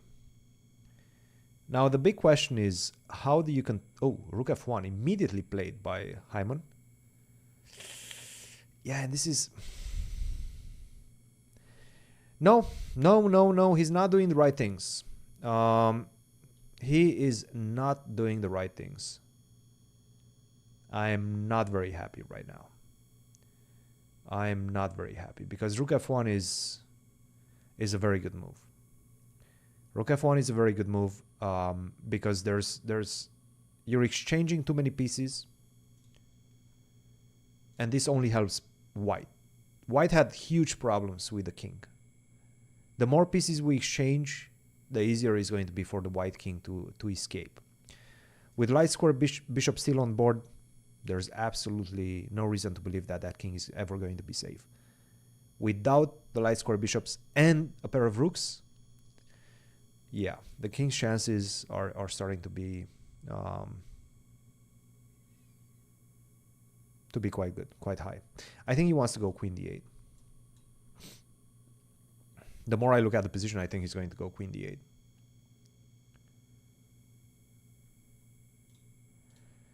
This is me. Yeah, he's going queen d8. Yeah.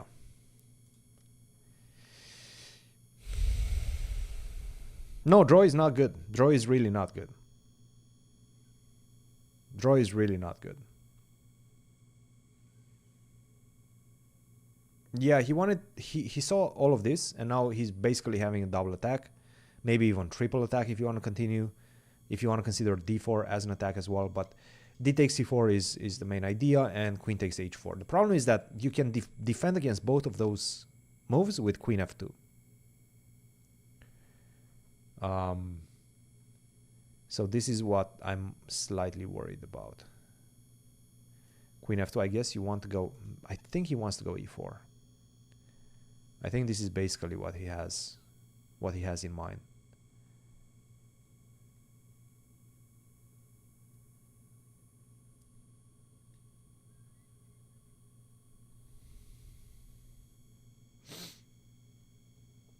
So yeah, not great.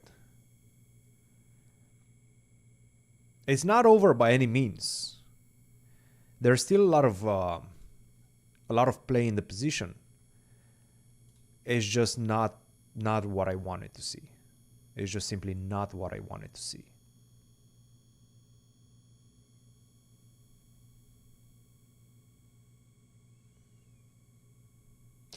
A draw drops almost a third of the points. Yeah. No, it's a huge drop. It's a huge drop. We really should be maximizing. Is this one of Fabi's best tournaments? No. I wouldn't say so. I mean, he's playing a good tournament, but I wouldn't say he's... If you ask him, he's probably going to say that this was a really bad tournament and he just got lucky. That's probably what he will tell you. Look, I have a feeling if he wins this game, we're going to get him for an interview.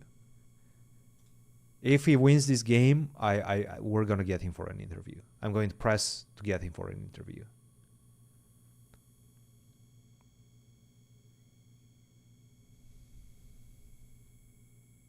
Yeah, Fabi had some pretty good tournaments, and even in this past year, 2024, it's been a pretty good year for Fabi.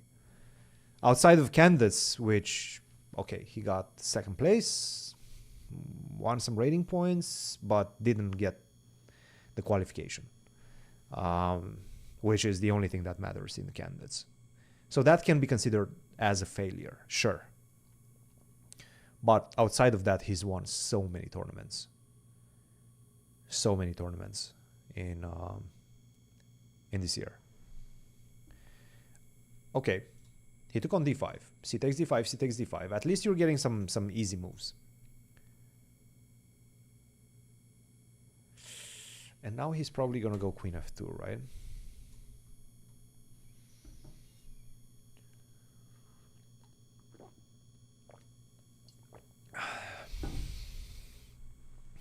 I mean, come on.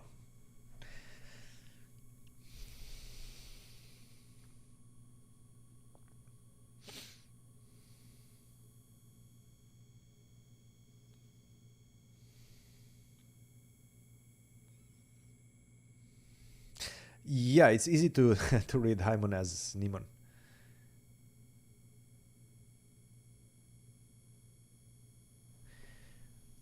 outside of the candidates, he's been having a pretty good streak, yes. I think we all did. We all did, Thomas. I certainly did. Obviously. I certainly did. Yeah, it was tough, but again, this is all in the past, you know? There's nothing else to be discussed about that. This is all in the past. You just have to keep going. As a professional player, you just have to keep going. C takes d5, C takes d5, and Heimann has not played a move yet. Look, at least Fabi got a few moves quick. The problem is, how do you continue?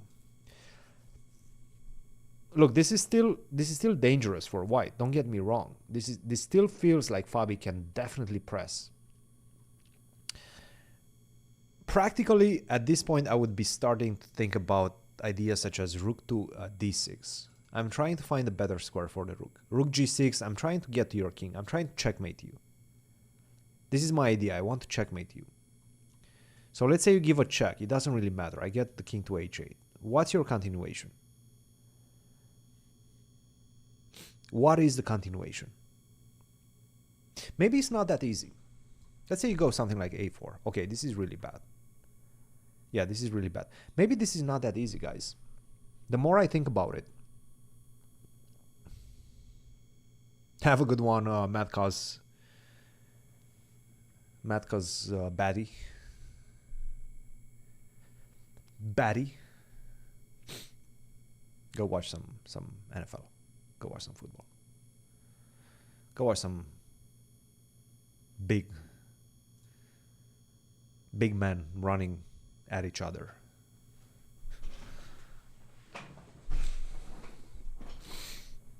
Oh yes. Oh yes. D4 Queen A8 ideas are definitely in the cards. Definitely in the cards. Queen to F2. Big moment right now. From a practical perspective, I'm thinking you gotta go for Rook D6. I think you just want to go for Rook D6. But I don't know, man. The Heimann is playing good. The Heimann is playing good chess. Missed opportunity. King H8.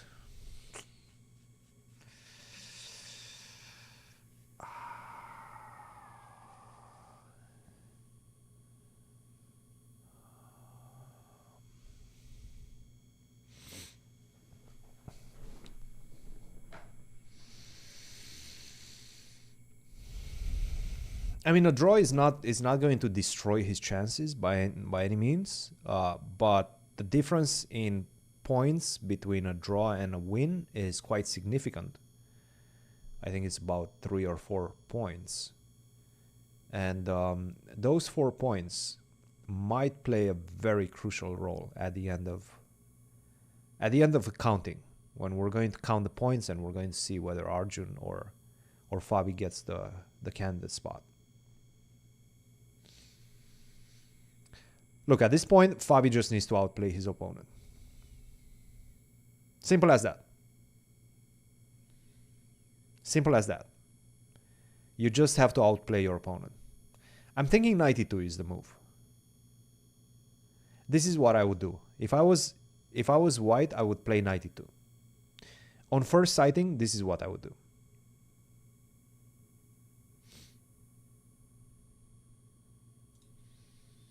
D4, take, and this is already bad. So this is what I'm thinking.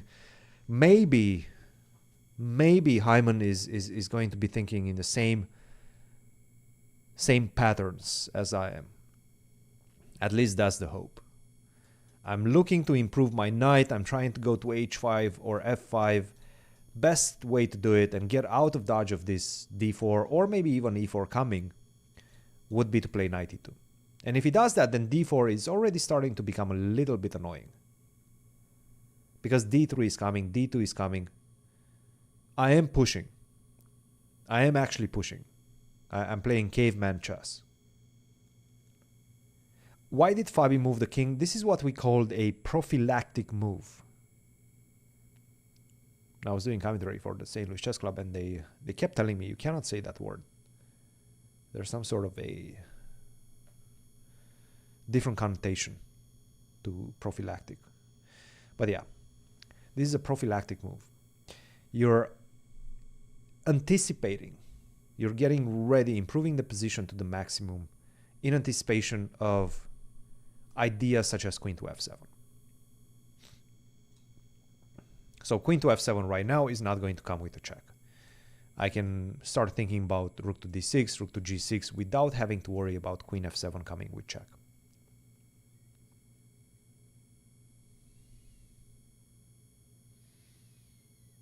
Yeah, of course. It is a very common, of course. It's a very common chess term. But in the US, they don't like it as much. Profilattico in Italian is condom, especially, yes. And I think this is why they... this is why they don't like it as much. Fanny pack, yes.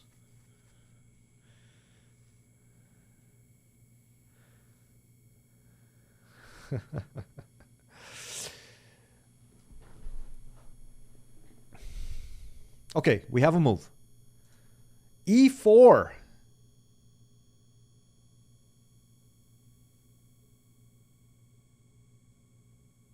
I did not even think about this move.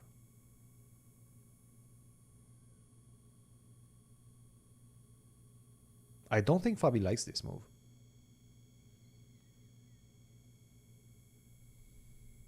And maybe for good reason.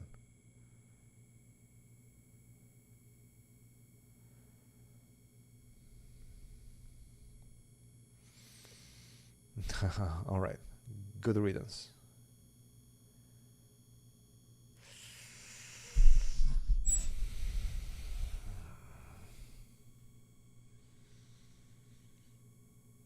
I don't like this. I don't like this. No, the e4 was a good move. E4 was a good move. E4 was a really good move. And I will explain you why. So in all these variations that we're looking at, something like, you know, 92 allowing me to go d4, this pawn is still going, right? The pawn is not stopping anytime soon. I'm going to be able to go to d3, and the bishop is free. The bishop is open. The bishop is feeling good. e4 is a very good move, because now you take, I take, there's no rook to d2. The knight is beautifully placed. And I'm also eliminating more and more material. If you go queen to a8, for example, I'm thinking about queen to e2. What's the problem with queen to e2? I guess get the bishop on f4 and just saying that you have enough. Rook to d2 is a threat right now. Okay, this is enough compensation. I understand that. This is enough compensation.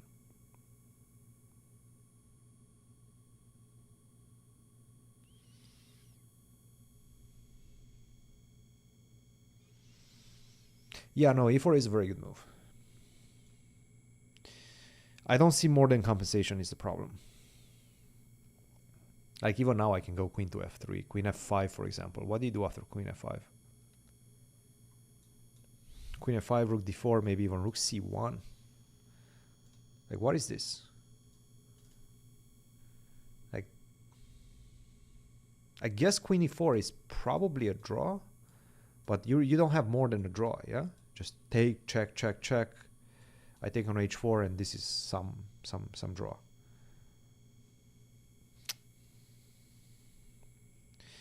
The position is wide open, but it's also extremely limited in material, right? Like, all I have to do is just exchange one more piece. Whichever piece you want. If I exchange one more piece, that's it. You're not going to be able to break through. So yeah, you have queen a8, and it's nice, and it looks like a good move, and it looks like it's giving you somewhat of an advantage, but in the worst case, he can just simply go rook e1. If you take on a2, I think you're worse after king h1. Now it's really difficult to stop rook c8. Yeah, not great. He took on e4. I'm expecting knight takes e4 to come in a heartbeat.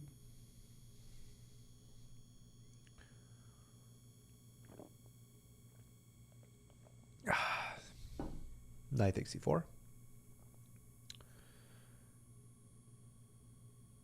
And the problem is Fabi is also running down on time. And you know that right now he's, thinking about ways to complicate things. Thinking about ways to create something.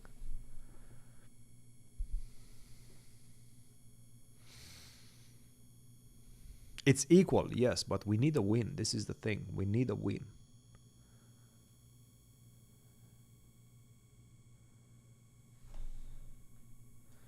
Well, I mean, again, you can give a check, but how is this helping you? How is this check helping you?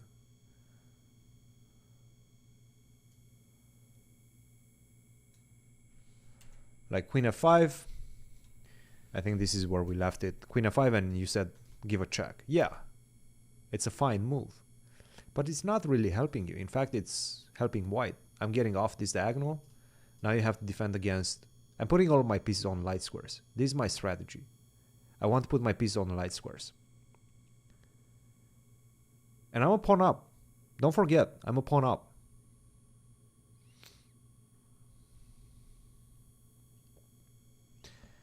If he does this, this is not good. So I'm not saying I'm worried right now because he found queen a8. This is a good thing. This is a good thing.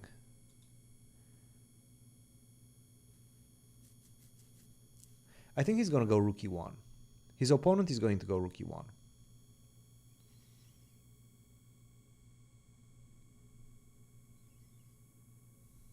I don't think he's going to do something else, right? Rook e1, maybe rook d4. You go queen f3, I take. You go rook e2, go back to a8, and h5. Yeah, this is not much. This is not much is the problem.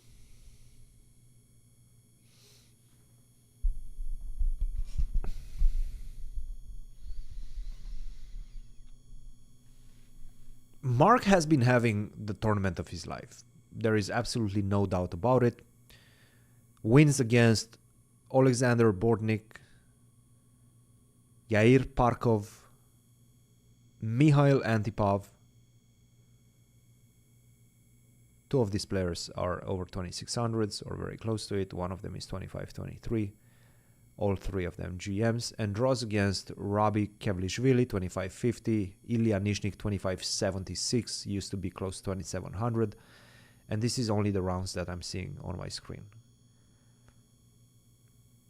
This Heimann guy has been having a tournament of his life. If he manages to cap everything with a draw against Fabi or with a positive result against Fabi, obviously this is just absolutely wonderful result. Yeah. So kudos to him. I mean, again, extremely impressive stuff. Extremely impressive stuff.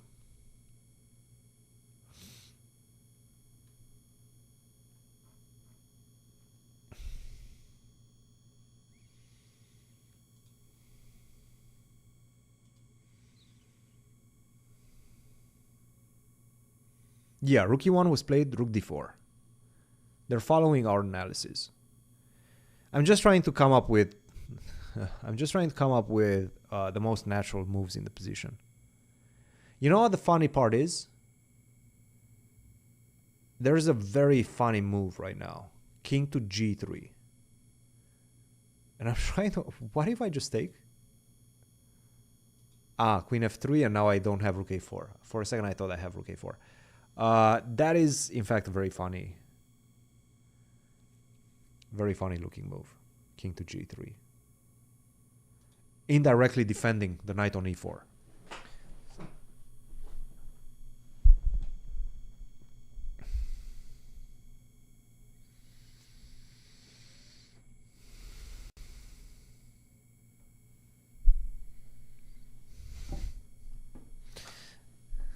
Sorry, I'm not taking podcast requests over Twitch chat or like YouTube chat. I'm not going to do that.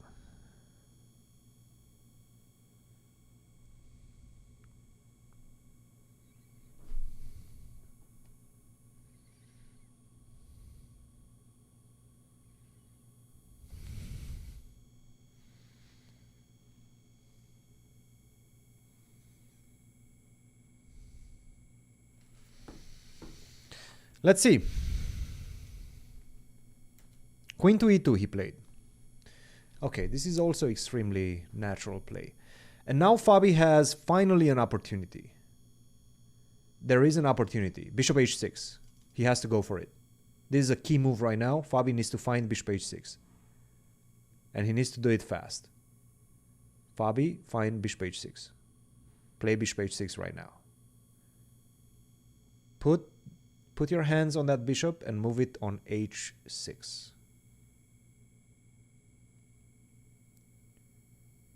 Pick that bishop up and centrally put it on the h6 square.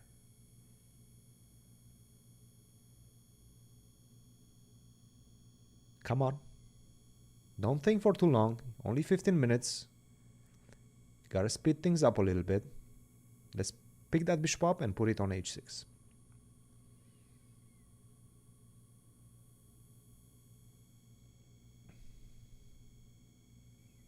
Nice.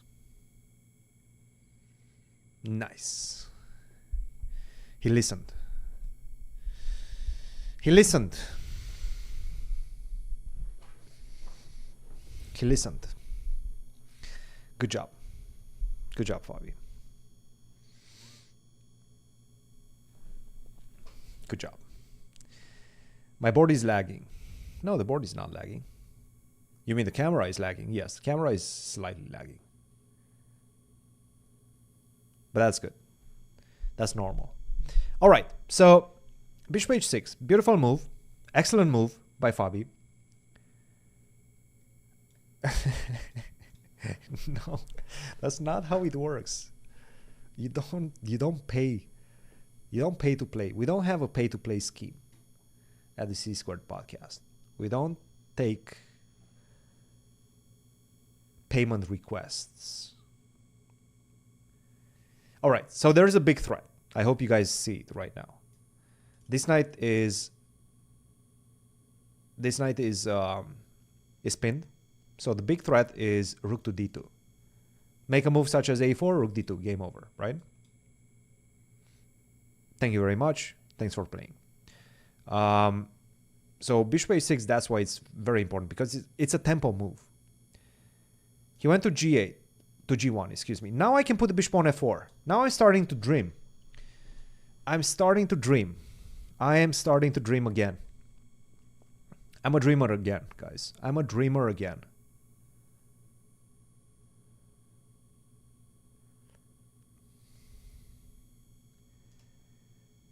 Bishop to f4. Get the bishop on f4. And then swing the rook to the g file. Swing it on the g file. Get to that king. Oh, this is so much better. With the bishop on f4, it feels so much better. I'm feeling relieved. I'm feeling like I have new life right now. I'm feeling more energetic than I felt in the last 10 moves.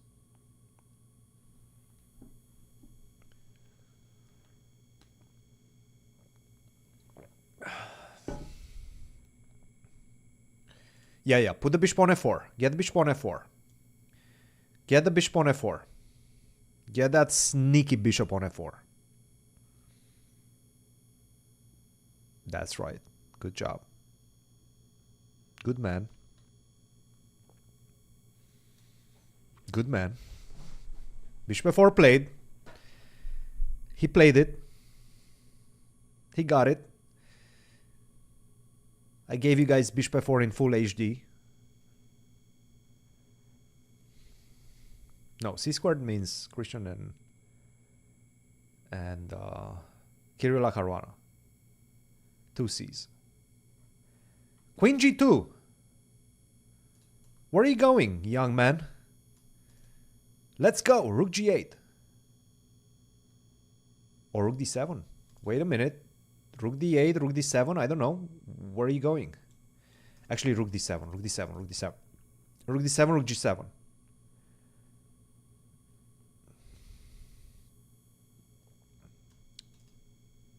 Rook D7, Rook G7. Mark is starting to slip. I'm seeing some slips from Mark. I'm starting to feel good.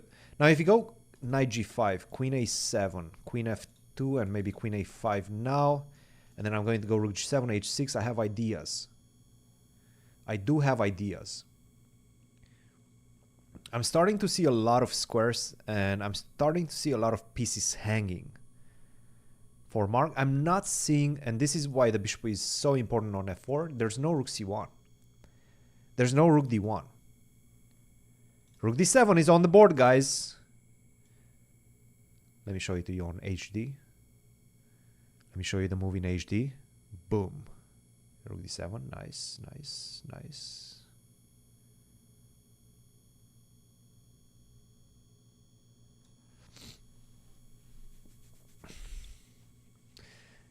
Give you nice, nice move in HD.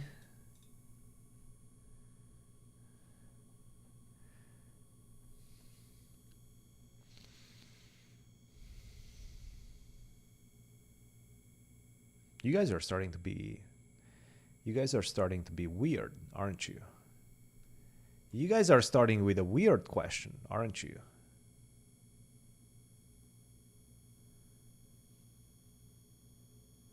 Can we get a slow-mo replay? I don't have that. I don't have capacity for that.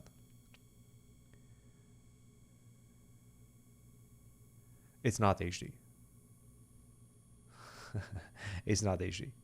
It's actually losing in quality because it gets bigger.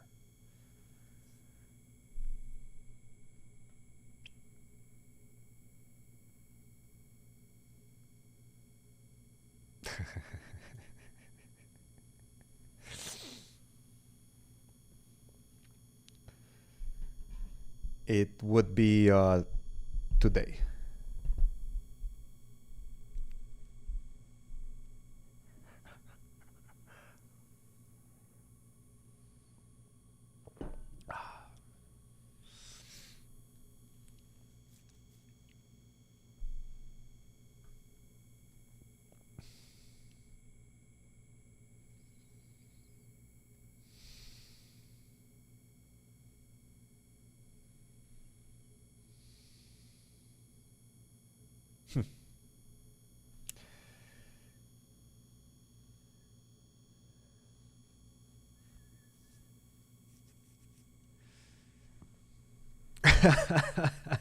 I'm a Grunfeld player.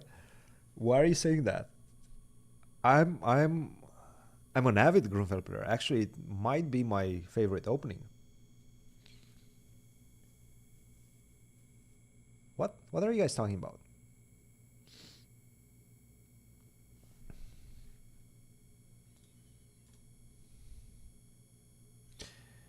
Green Firefly Light.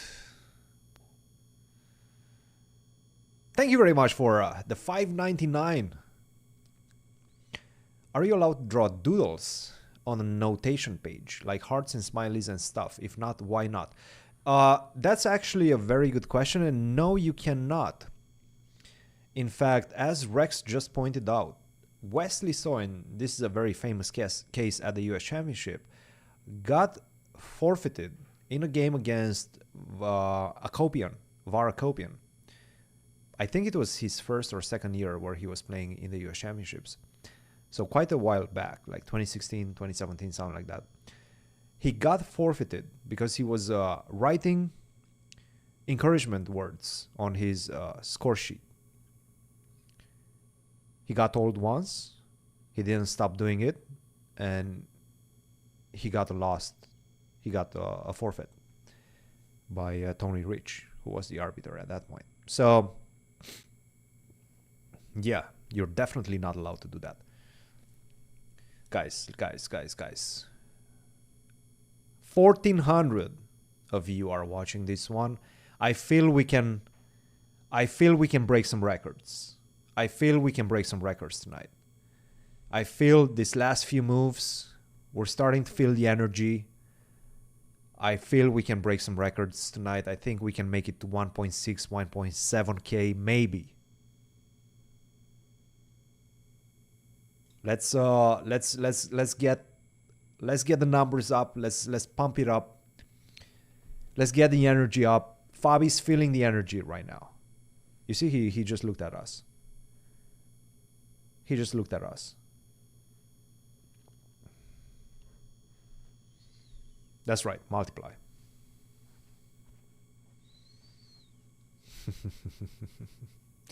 The algo, yes.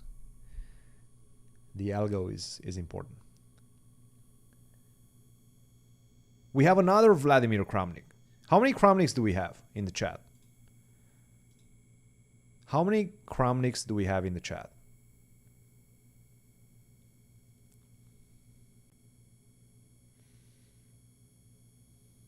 Another Rohit. This is another Rohit. We had a Rohit that was impersonating. Was it Kramnik? Yes. I think we have multiple. We definitely have multiple Kramniks in the chat. We have impersonators for Hans. We have a couple of Kramniks. We have a few superstars. We do have a few superstars in the chat. Knight G5. And the computer screams, mistake. That's a big one. Why is this a mistake? Can anybody tell me why this is a mistake? This looks like a very natural move to me. Now I'm going to try to make the most natural move in the position for Fabi. Queen A5. This is the most natural move. The problem is you're allowing queen to E4. This is a nice square for the queen. Even though after queen to A2, what is this? Is king F1 the only move? I mean, if king F1 the only move, this is going to be played. Almost for sure, Fabi is going to play this. I think at this point, he's going to go for queen A5. Queen A7 is extremely subtle. You're putting the queen on F2, and then you go to A5. This is some subtle stuff. This is some super subtle stuff. I don't think he's going to go for it. I think at this point, after knight G5, probably queen A5 is going to come in the position. But I would be gladly surprised to be proven wrong and to have Fabi play queen A7. Round 25. Thank you very much, Adrian Vesa. We need more people for the astral projection. Go tell your friends. Also because of rook G7. What is rook G7? Thank you very much for the Romanian Lions, Adrian Vesa. You think he's going to play queen A7? I certainly hope he will, but it's a very difficult move. It's a very difficult move to understand why. You're basically just not wanting the queen to go to E4. And this is not very clear why. It truly isn't. Because you go queen F2, now I go queen A5. Very important that... And by the way, he played queen A5. Yeah, no. I mean, this does not surprise me. This does not surprise me. I would have played queen A5 also. This is the first thing that I'm thinking about when I see this position. Yeah, queen A5. Look, and to be honest, queen A5, I'm not 100% sure what the most natural move for white is right now. I think it's queen E4, but you have to deal with this rook, right? The big question is, how do you deal with this rook? Can you go rook F1? I'm curious if you can go rook F1. I have a feeling rook F1 is probably just losing. Yeah, rook F1 is just losing after H6.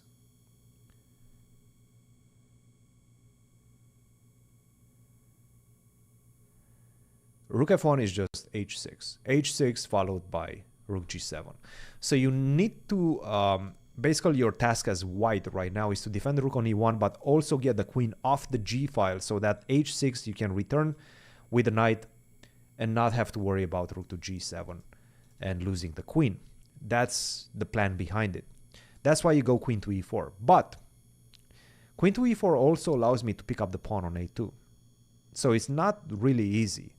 And to be honest, after queen to a2, this is the big problem. I have a huge check. I have a huge check. I have a big bad check looking at you, staring you down the barrel. So let's say you go queen c6. Now I go queen to d2. These are the type of ideas, these are the type of moves that I would be playing if I was Mark right now. If I was Mark, I would be looking at ideas of queen e4. You take that pawn and then I go queen c6. What's my rating? 25-30?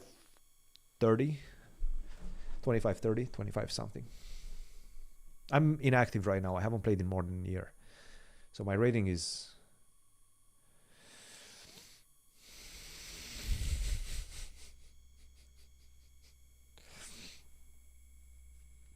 That's the big bad check. Yes. The BBC. The big bad check. Queen takes a2. You're seeing it. It's coming. And there's no way to stop it, actually. If you try to stop it like this, then I just pick up the other pawn. Thank you very much. And I have another big bad check coming. Rook d1, queen g3. I have a lot of ideas. From a practical perspective, it's starting to feel good. I understand the bar is right in the middle. It looks like it's completely equal. But from a practical perspective, it's starting to feel like this is pleasant for black. Pleasant for black.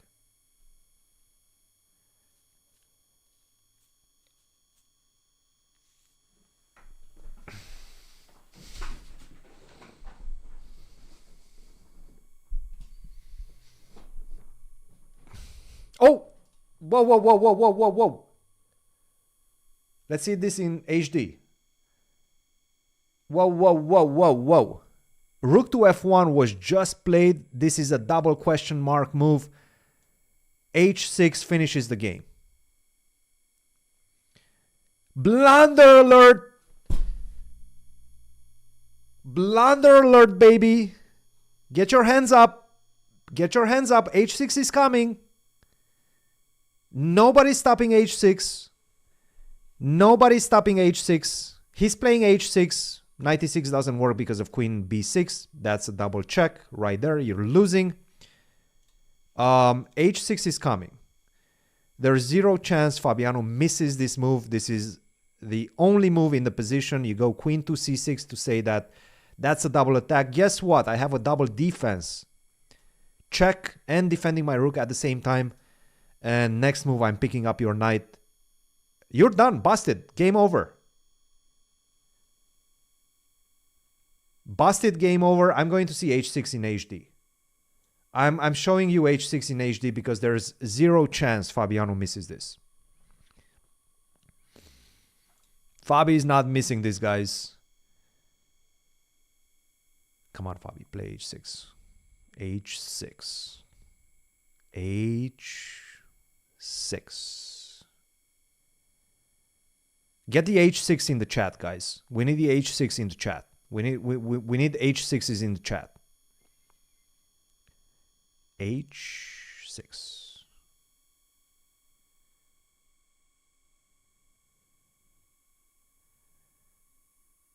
h6 is strong. h6 is easy. h6 has to be played, and he's gonna play it. He's looking at it. Look at him. He's nodding. His head bobbing. Get h6 in. Get h6 in the chat. Get h6 in. No hesitation. h6. That's it. Boom. No. Come on. Don't back down right now. h6. He does it. h6. And Mark is busted. Mark is busted. We just passed 1,500 concurrent viewers right now on YouTube. Welcome everybody. H6 is on the board. Fabi is, yeah, he knows it. He got it. He got it. There's no way he messes this one up. Mark is in absolute disbelief. He realizes what just happened. And this is, yeah. There's a slight twitch flex right there on the bicep, but that's not gonna help.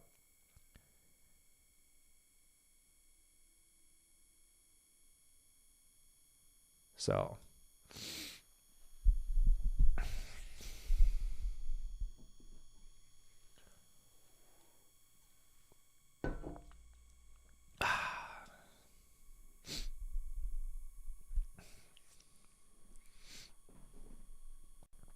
his, yeah,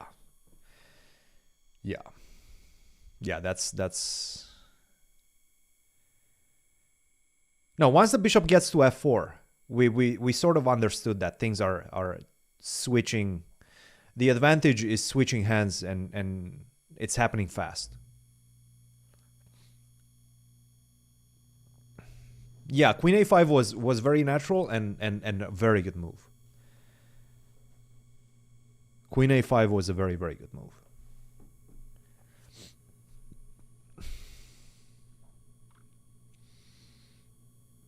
Yeah, no. Well, the thing is, I don't think his time matters too much. The time does not matter anymore, because you're not getting any counterplay anymore.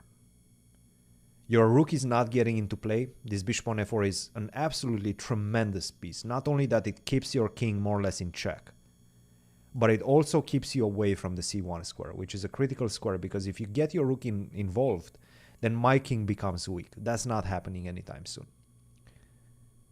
You're losing the knight, which was also a huge attacker in your position. So basically, it's just game over at this point. Again, let's go through the main lines. Let's say queen c6. I give you a check, defending the rook and gaining a tempo at the same time. Let's say you go rook to f2. I pick up the knight. You start giving up some checks. I'm not going to go rook at h7 because I'm not crazy to allow you to checkmate me in one move.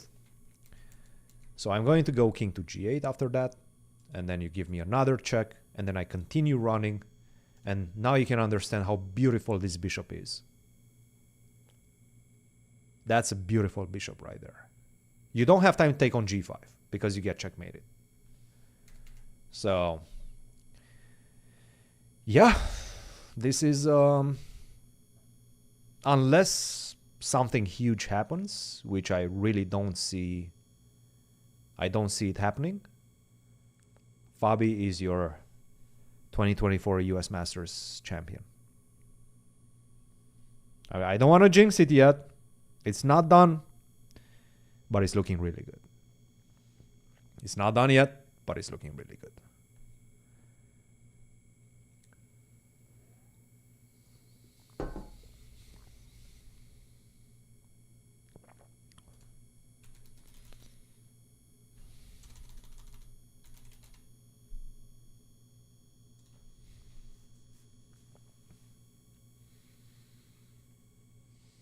A great step towards the candidates. Absolutely. This is a huge one. I cannot emphasize enough how important this game, this tournament was. This is an incredible first step towards trying to qualify, rake as many points, as many circuit points as possible, and try to qualify for the candidates. And he would be the first qualified player if he manages to outpace Arjun. There's still plenty of things that could go wrong. There's still a lot of things that could change. But right now he's looking very good. No, Mark achieved his GM norm. Mark did his GM norm. Mark did his GM norm, and to be honest, he played a very decent game. Some mistakes here and there, and if you make the last mistake, then you can get in trouble. But obviously, this is a good tournament for Mark as well. Not that it matters too much, right? I mean, we don't really care that much.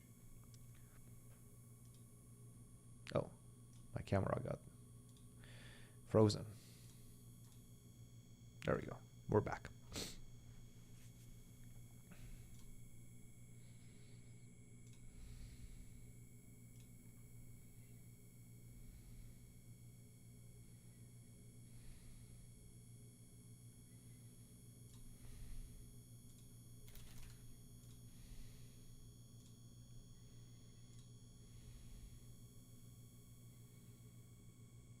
Show us the game from the start. No. You can actually go and see the game from the start yourself. I'm not going to go through the game right now.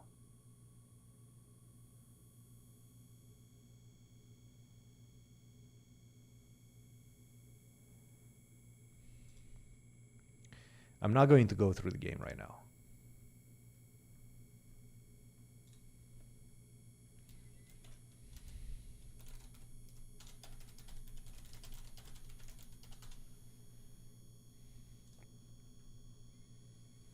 Mark is a nice guy. Look, we're not bashing on anybody on this stream.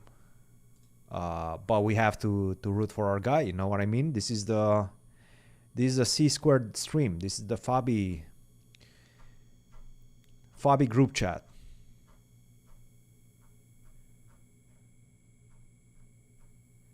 This is the Fabi therapy session. You know what I mean?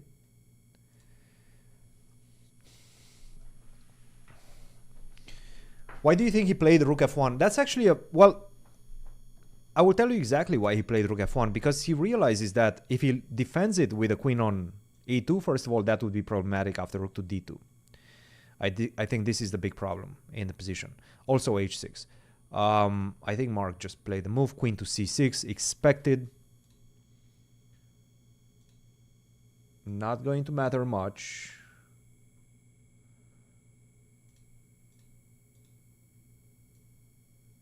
Because queen a7 is coming. Queen a7 is coming by force. No. Fabi was somewhere around, in the back. Fabi was just looking. He was in the back.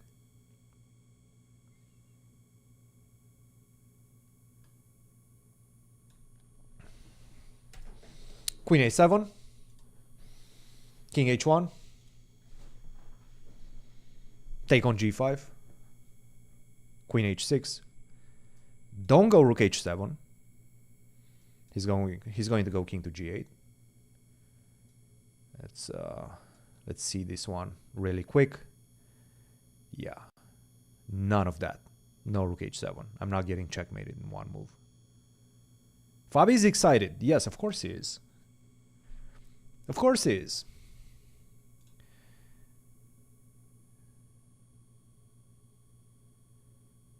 I mean, I would be excited also. I would be just about to win the US Masters, make the first step, take the first step towards a potential candidate's qualification, at least a very, very good first step. So of course, I would be very excited as well.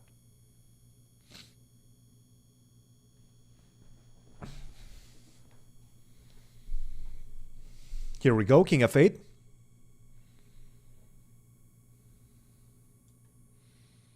Of course, the idea being that you don't want to go rook to g7. This would in fact allow a repetition on the spot. Queen to h5, queen to e8 is a very typical pattern. Do not do that. So, king f8, safe. Keep pushing the king away. Keep moving. In fact, you're actually going all the way to c7, I think. You're going towards the other side. Yeah, this is the final round. If he wins this one, he wins the tournament.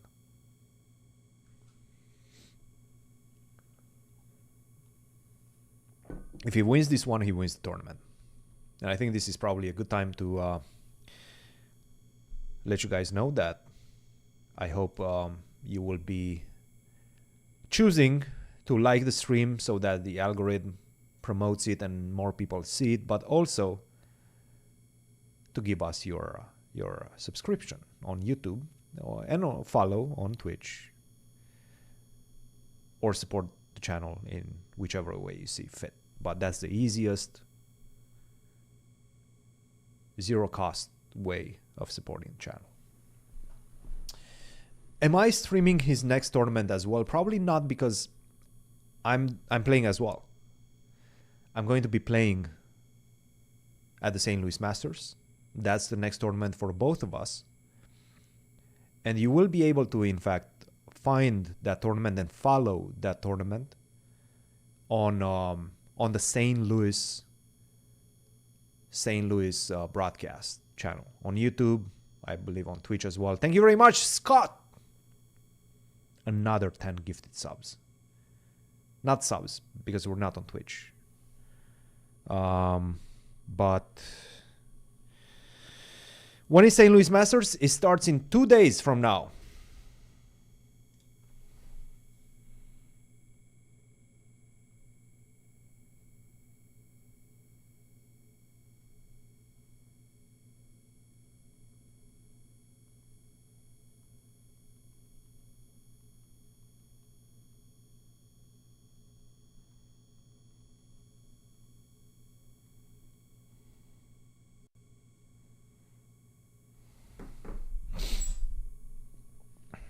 Guys,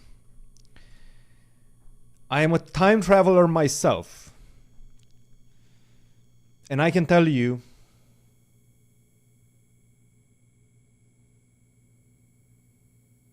that I don't know exactly what happened, but I feel the game is going to be over soon. If you know what I mean, you know what I mean. If you know what time travelers generally do.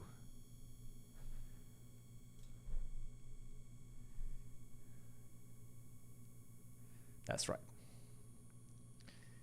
That's right.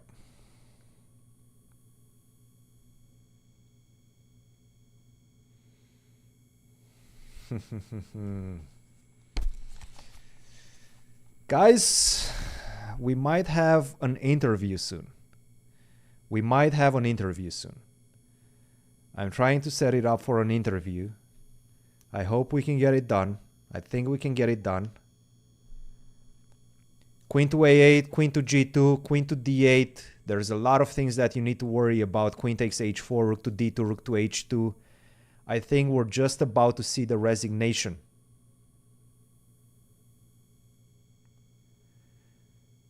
I think we're just about to see the resignation.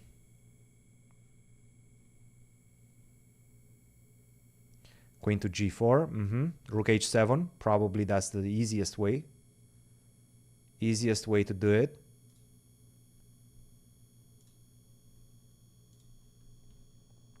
We're just about to see the resignation. We're just about. Whoa! Wait! Don't let them know you're already there, because your game is not over yet. Oh, sorry. Spoilers. Spoilers. I'm hearing some voices from the future. This is the voices from the future.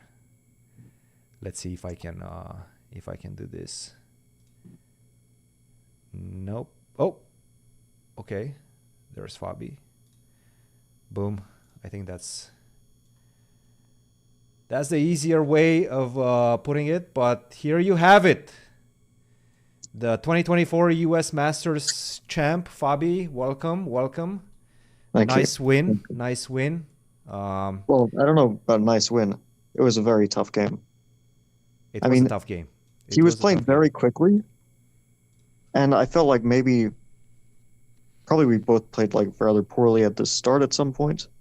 Well, actually, I think I did, because, okay, he went for a line, which okay, to start with, I didn't want to play the Taimanov.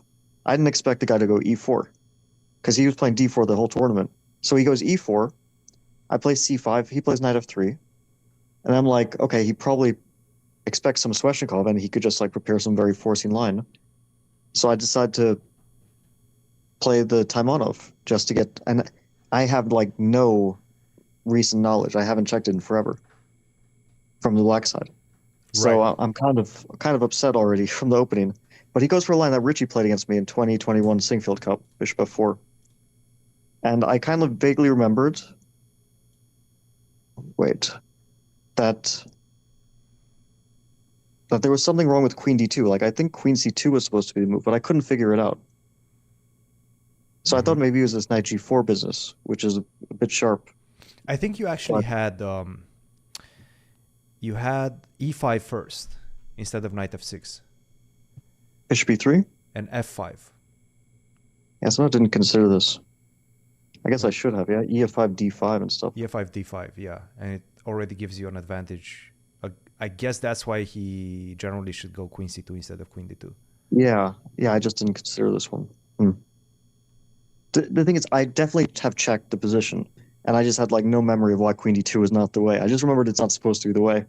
But I've definitely checked it, but it's been like 3 years after my game against Richie that I checked it. Um, okay, I went for this position. I was very surprised he played Bishop E3. I thought H3 is like I was very worried because he has these very dangerous queenside pawns. Bishop E3, he ends up with. I mean, he keeps his pawn. He could have played H3, sacrificed the pawn back, and then counting on his queenside pawns. But now with the damaged structure, it's very hard for him to advance his queenside because the E3 is always so weak. And definitely like, yeah, probably like Bishop E7 was inaccurate.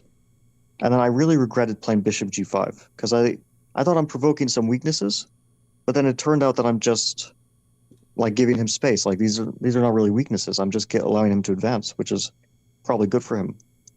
Like I already after Bishop E2, I started to wonder what I'm. Then Queen B6 is a bad move. Mm. Mm. Then after G4, I was like, am I just worse here? Like, it's obviously very complicated, but I could just be much worse as well. Then Yeah. I was happy when he played Bishop F3. Let me see if I can find that moment. Right now we're still watching the last couple of seconds of your game. I don't know exactly when he resigned, And but he resigned after Rook G7, whenever that is. I think we're going to see that very soon. Yes. So you're saying bishop to f3, right? Bishop to f3. Yeah, okay. And then I liked my position. Then he continued, like, he allowed F5. I thought, like, Yes. maybe I'm just much better. And then he continued to play very, very quickly. But I figured it was not like he. It's not like he had calculated everything, obviously. But it's a bit unnerving when your opponent plays very quickly and you feel like you're better, but you can't figure it out. Yes. Yes, I think the best Six. move after bishop to e4 was bishop to e6. Yeah, after Rook F1, I didn't see what to do. D5, I calculated this. CD, CD, or CD Rook F8, Mm-hmm. as well, or like CD, CD Rook F8, Bishop F8, Bishop D5. Yes. Bishop B4, E4, King H8. Is that the way? Like, Yeah, the thing kind is, of sick. I mean, I saw a position after Bishop D5. I tried to like make Bishop D5, Knight D5, Queen G6 work, and then I just couldn't like make it work. I mean, it felt like white is pinned and everything, but on the other hand, I'm 2 pawns down. If I can't concretely find the way, then it's very difficult to like bring myself to go for a 2 pawn sacrifice. Bishop B4, I'm kind of surprised. E4, King H8, like he has the defended bishop on D5. Try to understand why it's so bad. Probably just getting checkmated like rook g7, I guess. Or Rook what g7, do we bishop on takes H2? c3. Like Rook F1, Yeah, rook Bishop f. D5, ED5, Rook G7, King H2, Rook G4. Okay, but this is Queen I think g6. Yeah. or Queen G6, Queen G6. Okay, yeah. Yeah, this is not easy, right? Not No, easy I don't think stuff. it was an easy moment. I mean, my intuition told me keep the bishop pair. On the other hand, I need to have a follow-up after Rook F1 because Rook F1 is a very natural move and I need a follow-up there. So then I thought, okay, I'll play D5 and it's probably like equal, but whatever. I mean, I was burning all my time. Yeah. Yeah, then he played E4. After I played Queen 8, I was ready for the draw. I thought he'll play Queen F3, take, and draw, whatever. And Rook F2 and Queen A8. Yeah, I saw you somewhat shaking your head after e4. It No, felt I like went to the bathroom after King H8, and then I realized, okay, E4 is just like. I mean, I understood I wasn't better, but E4 also takes away any risk from white. So I figured, yeah, this is the time to make the draw. At least it would be like shared tournament victory, so it wouldn't be a disaster. yeah, But obviously a bit disappointing. Um, but you know, like what he told me after the game, we only spoke for like a second, was he said like there was nothing for him to lose. So basically, I from that comment, I understand that he he made his GM like norm. yeah, that as well, but also he wanted to win and he was ready to take risks, and it allowed him to play with like a certain degree of confidence. Maybe it's also generally his style to play very quickly, but he played with like a certain degree of confidence because he was actually trying to win, which is not what I expected before the game. Before the game, I thought, okay, the guy will probably try to keep it as safe as possible. I have to ask you, were But you a bit concerned about his guns? yeah, he's in good shape. Um, but it's not like I've played more physically intimidating people. I mean, there are some really tall chess players. Like Injich is probably around 6'8". Something like that. I mean, Kramnik, who I played many times, is probably around 6'5". He's a big guy. Um, Yeah, but it's true big lad. there are not many like very muscular chess players. That's a bit unusual. I remember back when I was a kid, there was like a um, very muscular chess player by the name of Boris Kryman. Mm, This is like in the New York chess scene. This was a long time ago. mm. I don't know if he still plays chess, but he was a grandmaster. Yeah. Anyway, that's a bit besides the point. No, no. We were kind of impressed, and we started googling him, and we started doing some research. And apparently, he's a power lifter. Oh, really? He's in the top 2% of world natural power lifters. Oh, okay. This is on his resume Did you see on his his list? website. What's his total? I have no idea. I think Um, the chat was telling me his total, but oh, he his didn't go into details, yeah, the but chat that's impressive. knows. The chat knows for sure. But That's impressive. yeah, apparently he's an actual power lifter, and Okay. his main job is like some computer science, like super smart guy. He's maxing Hmm. both on brains and brawl as well. Hmm. Yeah. Oh, Anyway, he's a good chess player too. So wait, where were we? So Queen E2. Like after Bishop H6, I started to feel some hope because you know my bishop comes to F4. There's like potential now, a lot of tactical potential. yeah, It wasn't like I still felt totally fine, but it felt like maybe it's a bit easier for me to play. I didn't feel like I was risking, and my moves were a bit easier. My bishop on F4, yeah. With the bishop on f4, and I felt then like you're already back in the driver's seat. after like Rook D7, I was already thinking that it's very potentially dangerous for white, and I thought Knight G5 was a good move. I see like the computer says Queen A7, but I didn't see what to do after Queen F2. So I don't know. I mean, Queen A5 I thought was very strong because the thing is like Queen E4, I just take all his pawns. Like I don't really understand how it's just completely equal. Like I take on A2, King F1. Okay, it's already white who has to prove it. Also, Queen E4, Rook G7 I thought was dangerous. King Mm. F1 anyway. But okay, yeah, he blundered with Rook F1. I can tell you what he was counting on. He was thinking like Queen A7, King H1, Rook D2, and then white has a nice trick, Knight F7, Queen Sorry, F7, Queen repeat takes that B2. again. After knight g5. After he played Rook F1, what he was counting on Oh, was okay. like Queen A7, Mm-hmm.